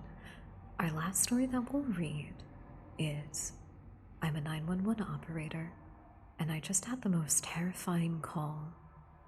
This is another very old story, but it's very good. It was written by. Oh, it's featured here as a part of an anthology. Who's the original author?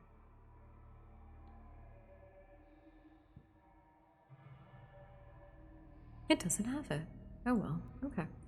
We will read that one last after we come back from a very quick break, I promise. In the meantime, do take some time to take care of yourself, as it is oh so important to do so. Get some water, grab something to eat, stretch your legs, take care of yourself in whatever need that you need to, whatever way that you need to. There you go. And we will be back very soon. Bye, Dust Bunny.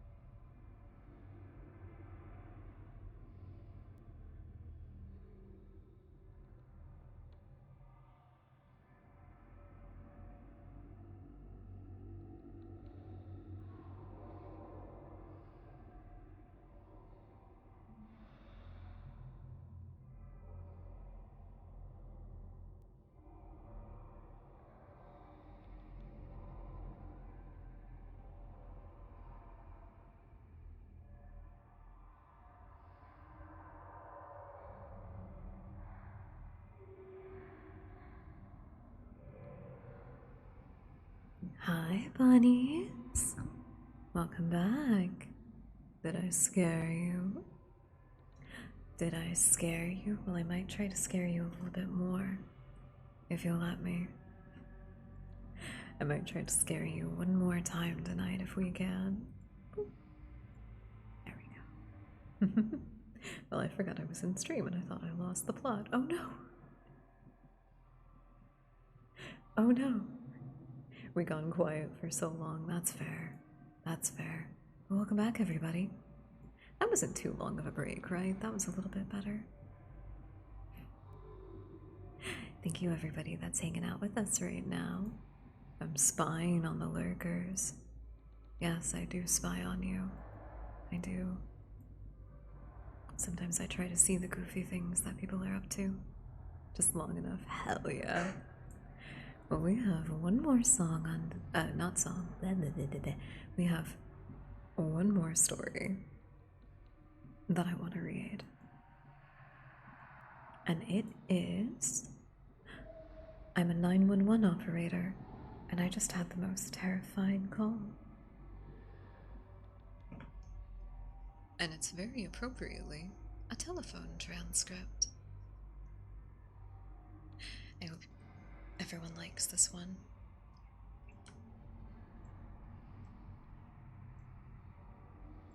You know what? That works. That works really well. Oh, damn, that looks good.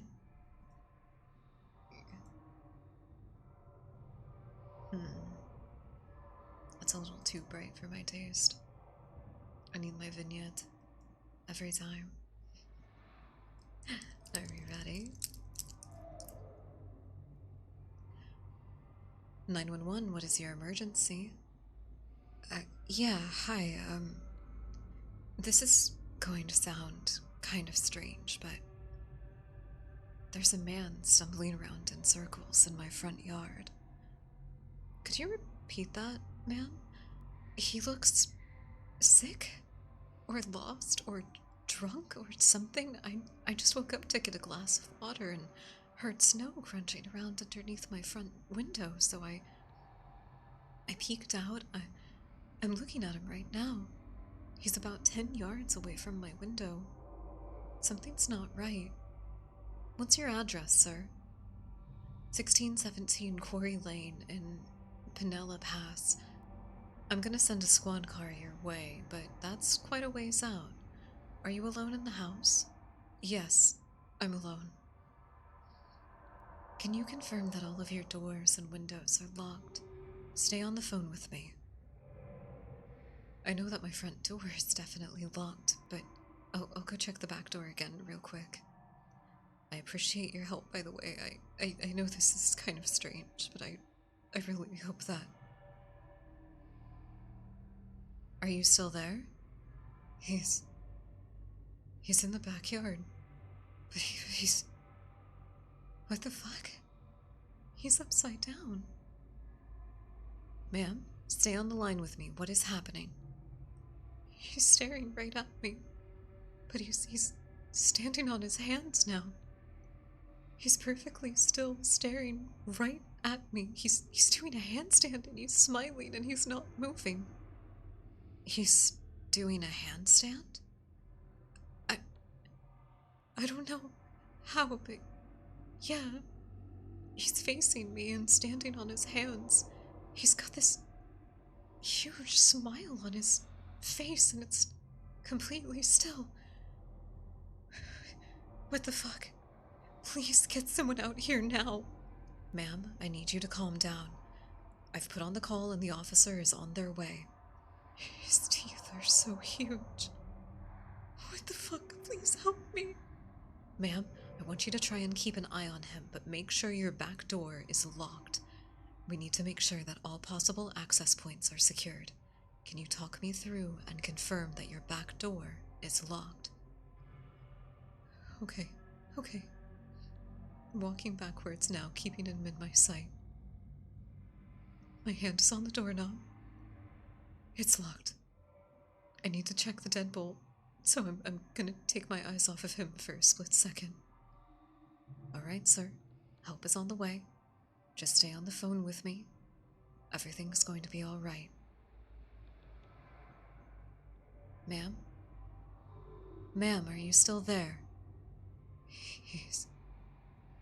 His face, it's up against the glass. Ma'am, I need you to speak up. What's happening?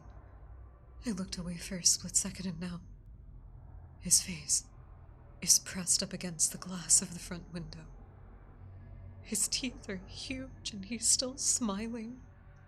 There's no color in his eyes. Jesus, please help me. Why won't it just fucking move? Ma'am, we need you to get to the nearest room and lock yourself inside it.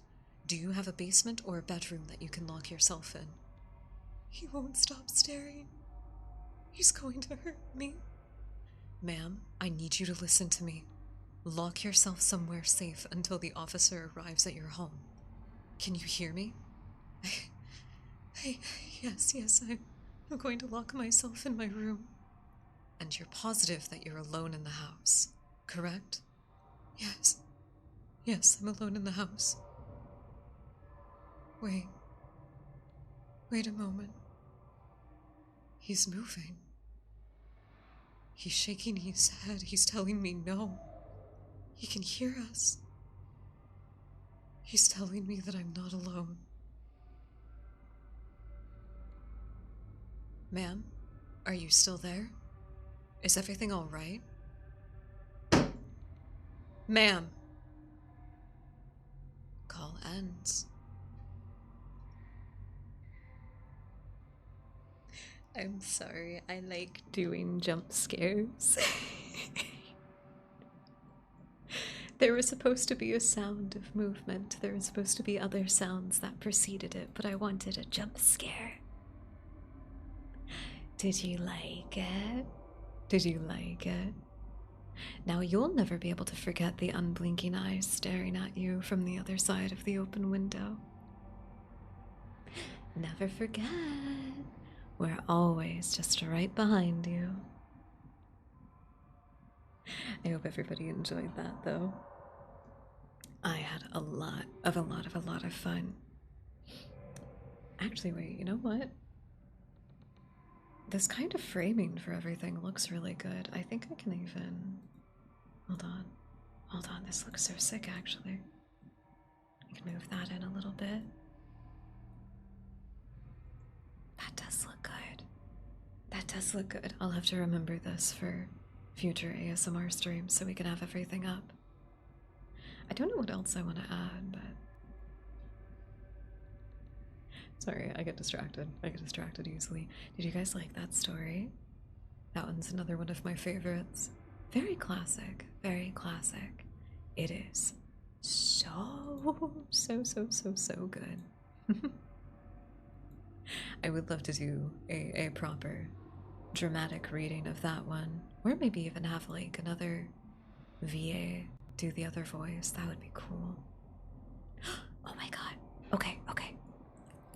Sorry, there's there's some cool fun stuff that we can chat about as a little bit of aftercare for the spooks and scares. Good, I'm glad you liked it. I'm glad you liked it.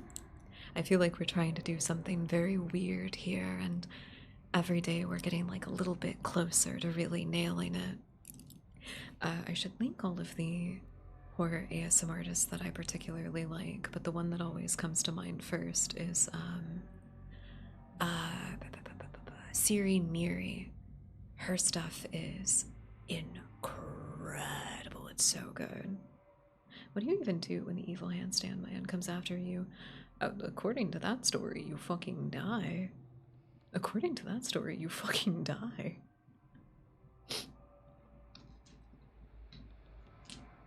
No ifs, ands, or buts about it. You fucking croak. Okay, so fun VA stuff, because that's a lot of why I do the ASMR streams, is that it's really good vocal practice for a lot of stuff that I want to do, and I get to challenge myself to be extra spooky. But I do want to be a professional voice actor one day. I've done some very teeny tiny little independent stuff here and there.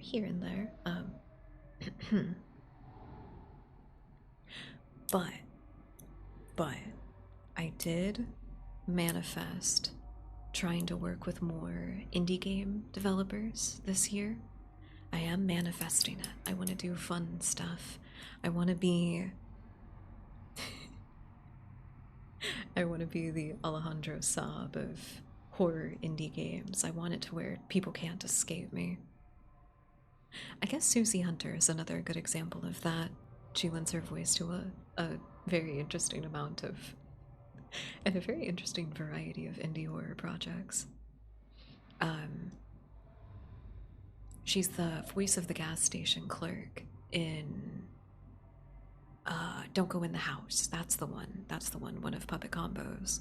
And then she's also in Elisa, but I can't remember who she plays exactly. I can't remember. But I want to be in more horror games. Manifesting that, lo and behold, March 23rd, so just a couple of days ago, Akabaka, the developers of Sucker for Love, which is one of my favorite game series. I've loved every entry in the series, and it hits cosmic horror and cosmic hopefulness, I think, in a really fun way. I like them. They have a new one coming out called Crush Landing, which is inspired by Halley's Comet and The Color Out of Space, which was a very, very fun Lovecraft story that we've been able to read together. They had a casting call on the 23rd looking for some simple line reads. I assume just like little stuff for their trailer that they're making for the game. So I am manifesting because I got over my fear, something that I have not been able to do for quite a few months because it's been making me very nervous. I actually sent my reel off to them. I sent it off in a little email. I said, I am very thankful for this opportunity. I hope to hear from you soon. Also, I love your games. Heart. I sent a little heart emoji in my official business email to them.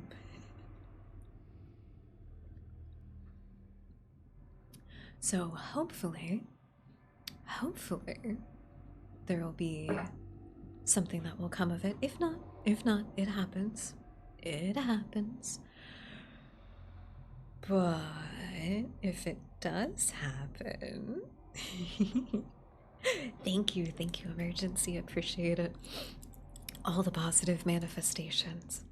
If you would also kindly think of me, have me in your prayers. I'm crossing my fingers quite a lot. I'm not super proud of the reel that I sent off earlier anyway. So I'm kind of hoping that it's still okay. I think I have decent emotional range and like tones that my voice can do. But I recorded it before I started learning how to really properly project. And so I have much I can deliver my lines a lot better now. I hope that's been exemplified in some of the stories that we've read, that even though it's quiet, there's still a lot of emotion and everything. Sorry, I get excited about it because this is something I'm very passionate about. I got really happy when I switched over to being a VTuber because I feel like it encouraged me it encourages me more to focus on the vocal aspect of what I do and the skills that I have. That's where I shine, just being a weird faceless entity on the internet. On the topic of weird faceless entity on the internet, you guys wouldn't hold it against me if you wouldn't think any less of me if I started more openly posting a certain type of content to help me buy horror games, would you? I got $28 from my my most recent payout of the Blue Twitch website. I got $28 from my Valentine's Day sets that I made, and the first thing The first thing that I thought of was what horror games I wanted to buy, and I completely forgot about asking you guys what you would want us to play. I have to make a list of stuff that's on the agenda, but at the moment, I have in just my horror category, I've got Amnesia, The Dark Descent, Bioshock, Fear and Hunger, Mortuary Assistant. I'm always down to play because it's always fun. Outlast, the original, and the DLC, along with what was the other one? Trials. I need to play that one more to get more used to it. Oh, Nicholas, don't get sad. Don't get sad. Imagine. Pay pigs. Imagine them, flocks of them hoarding for the spooky, lewd content, raining down money upon your favorite radio host until she can get a new PC. Well, it can be both. It can be both depending on the scale. You gotta start small, right? Unless I become world famous, then, you know, I don't. Whatever. I will make a list of a variety of the games that we have. Because April is my birth month, and my birthday specifically is April 22nd. It is on a Wednesday. Oh, it's actually. Wait. 1, 2, 3, 4. It's technically just a month away. Technically, it's 4 weeks away. That's goofy. So I want to plan a lot of different fun games to try out with everybody.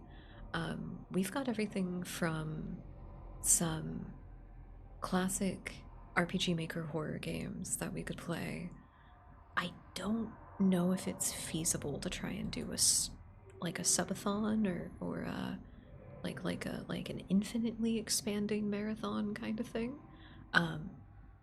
So I was thinking more something along the lines of like a really long stream just filled with a bunch of different activities, and we can unlock other activities or future streams if we want to, you know?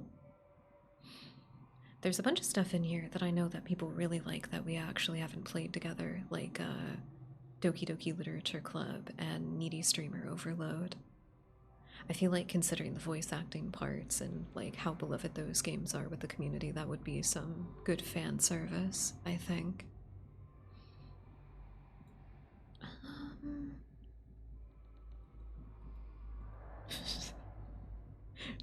Sorry, it's fine. I saw something. There's also doing like particular challenge runs in stuff like Binding of Isaac or Hades or Darkest Dungeon. Stuff like that is also potentially applicable. We could play White Knuckle until we beat it, until we have one complete successful run. I don't know how long that would take, but you know, it's a possibility. But there is a lot of different stuff like that we can do, and I would very much so like to. So if anybody does have any ideas, actually, I will go ahead and I'll make it right now. And you'll get some nice typing clickety-clack ASMR. I will add it to the suggestion box. We have a special forum section of the Discord dedicated to suggestions that you guys can make. I'm trying to figure out how to add more tags because we need a tag for server suggestions itself, and then like other more idiosyncratic stream suggestions. For the moment, enjoy.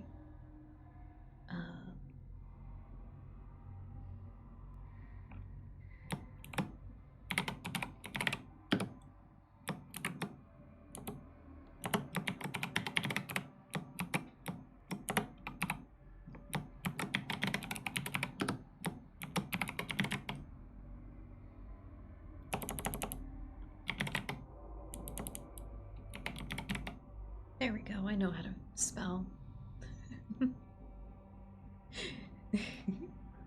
Oh, do you like it? It is the 8-bit Dio Commodore 64 style keyboard. I really want to get the matching mouse right now, too.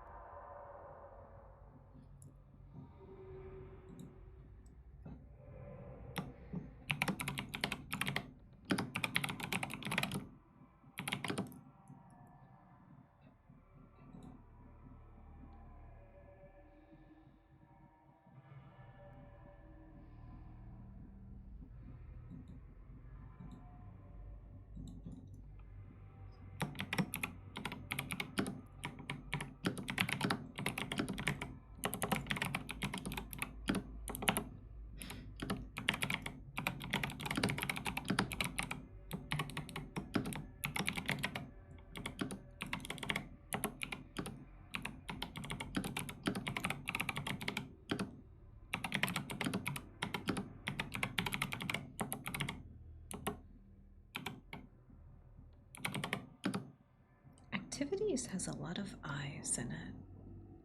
The word activities has a lot of eyes in it. Goodness.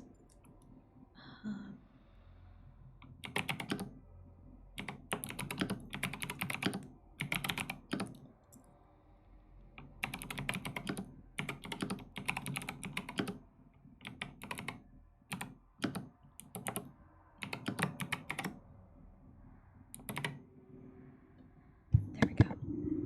There we go. Alright, I'm throwing up the post now once I figure out my tag thing. Can I add more tags? I actually have no idea if I can or not. Oh no. Edit channel. Permissions. No. POV ASMR. Discord kitten tries to figure out how to manage a fucking Discord server. Wait, so there's the overview? Okay, there it is. Server suggestions. Stream suggestions. There we go. Okay, we have art, games, ARGs, analog horror, server, stream. I can't think of anything else that we would need to cover for suggestions. I don't think so. There we go. Alright. Forum post has been added. It is all set for you, bunnies. Feel free to join the Discord. Discord in chat, or link is in the panels. It's a pretty cool place to hang out, I gotta say. I think it's pretty cool, at least. We have a banging food porn channel. It's great. It fucks. Everybody posts such delicious looking food. It's crazy.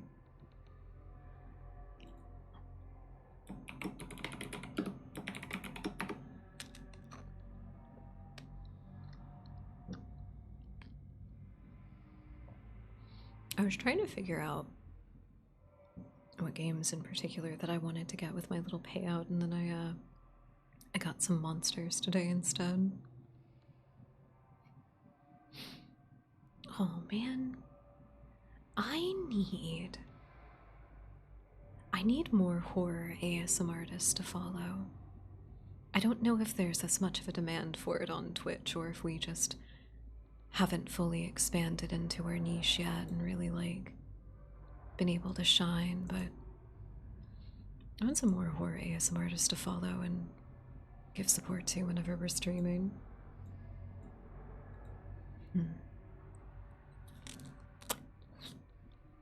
I'm sorry, that strawberry exploded. It literally started dripping. Oh my god.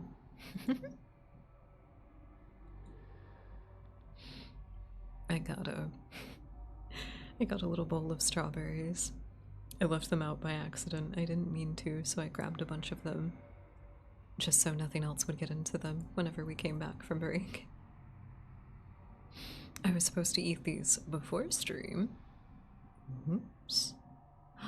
Oops. Oh no. Cotton candy grapes. Ooh. Those do sound really good. They do sound really good. I'm fascinated by all of the goofy stuff that we can do with, like, the way that fruit tastes and still have it be incredibly nutritional. Part of the thing that makes the flavor is the different nutrition composition. I do want to try them though. What was the... There was a particular one that there was like a particular type of apple that I saw that I really wanted to try. It messed with me. Was it a very weird sensory experience? I don't know. I like that. I like weird sensory food experiences, and I know that that makes me very, very strange. Like, I have them. Don't get me wrong. I have some food contextualizations. That's not great. But I kind of just like. I like it. Like, I like it when the pineapple starts digesting me back. I think that's kind of cool. I don't expect Concord grape to taste like a green grape. That's fair. That's fair.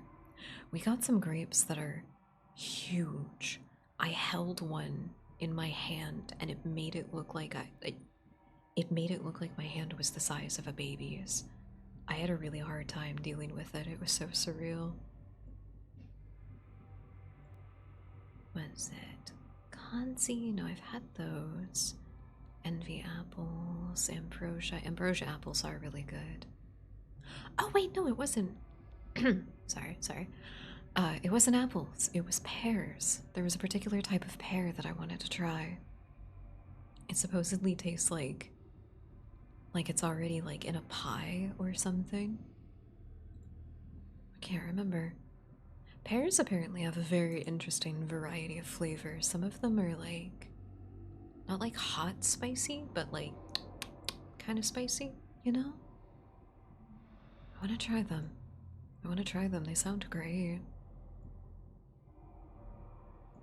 Okay, I'm sorry. I got distracted by food again. I do that a lot. I'm sorry. Thank you all for taking some time out of your day to spend it with me. Spicy pear, that's what you call a short woman. I'm sorry. I'll show myself out. I want to thank you all very, very much for taking some time out of your day to spend it with us. I do greatly, greatly appreciate it. I hope you all had a lot of fun.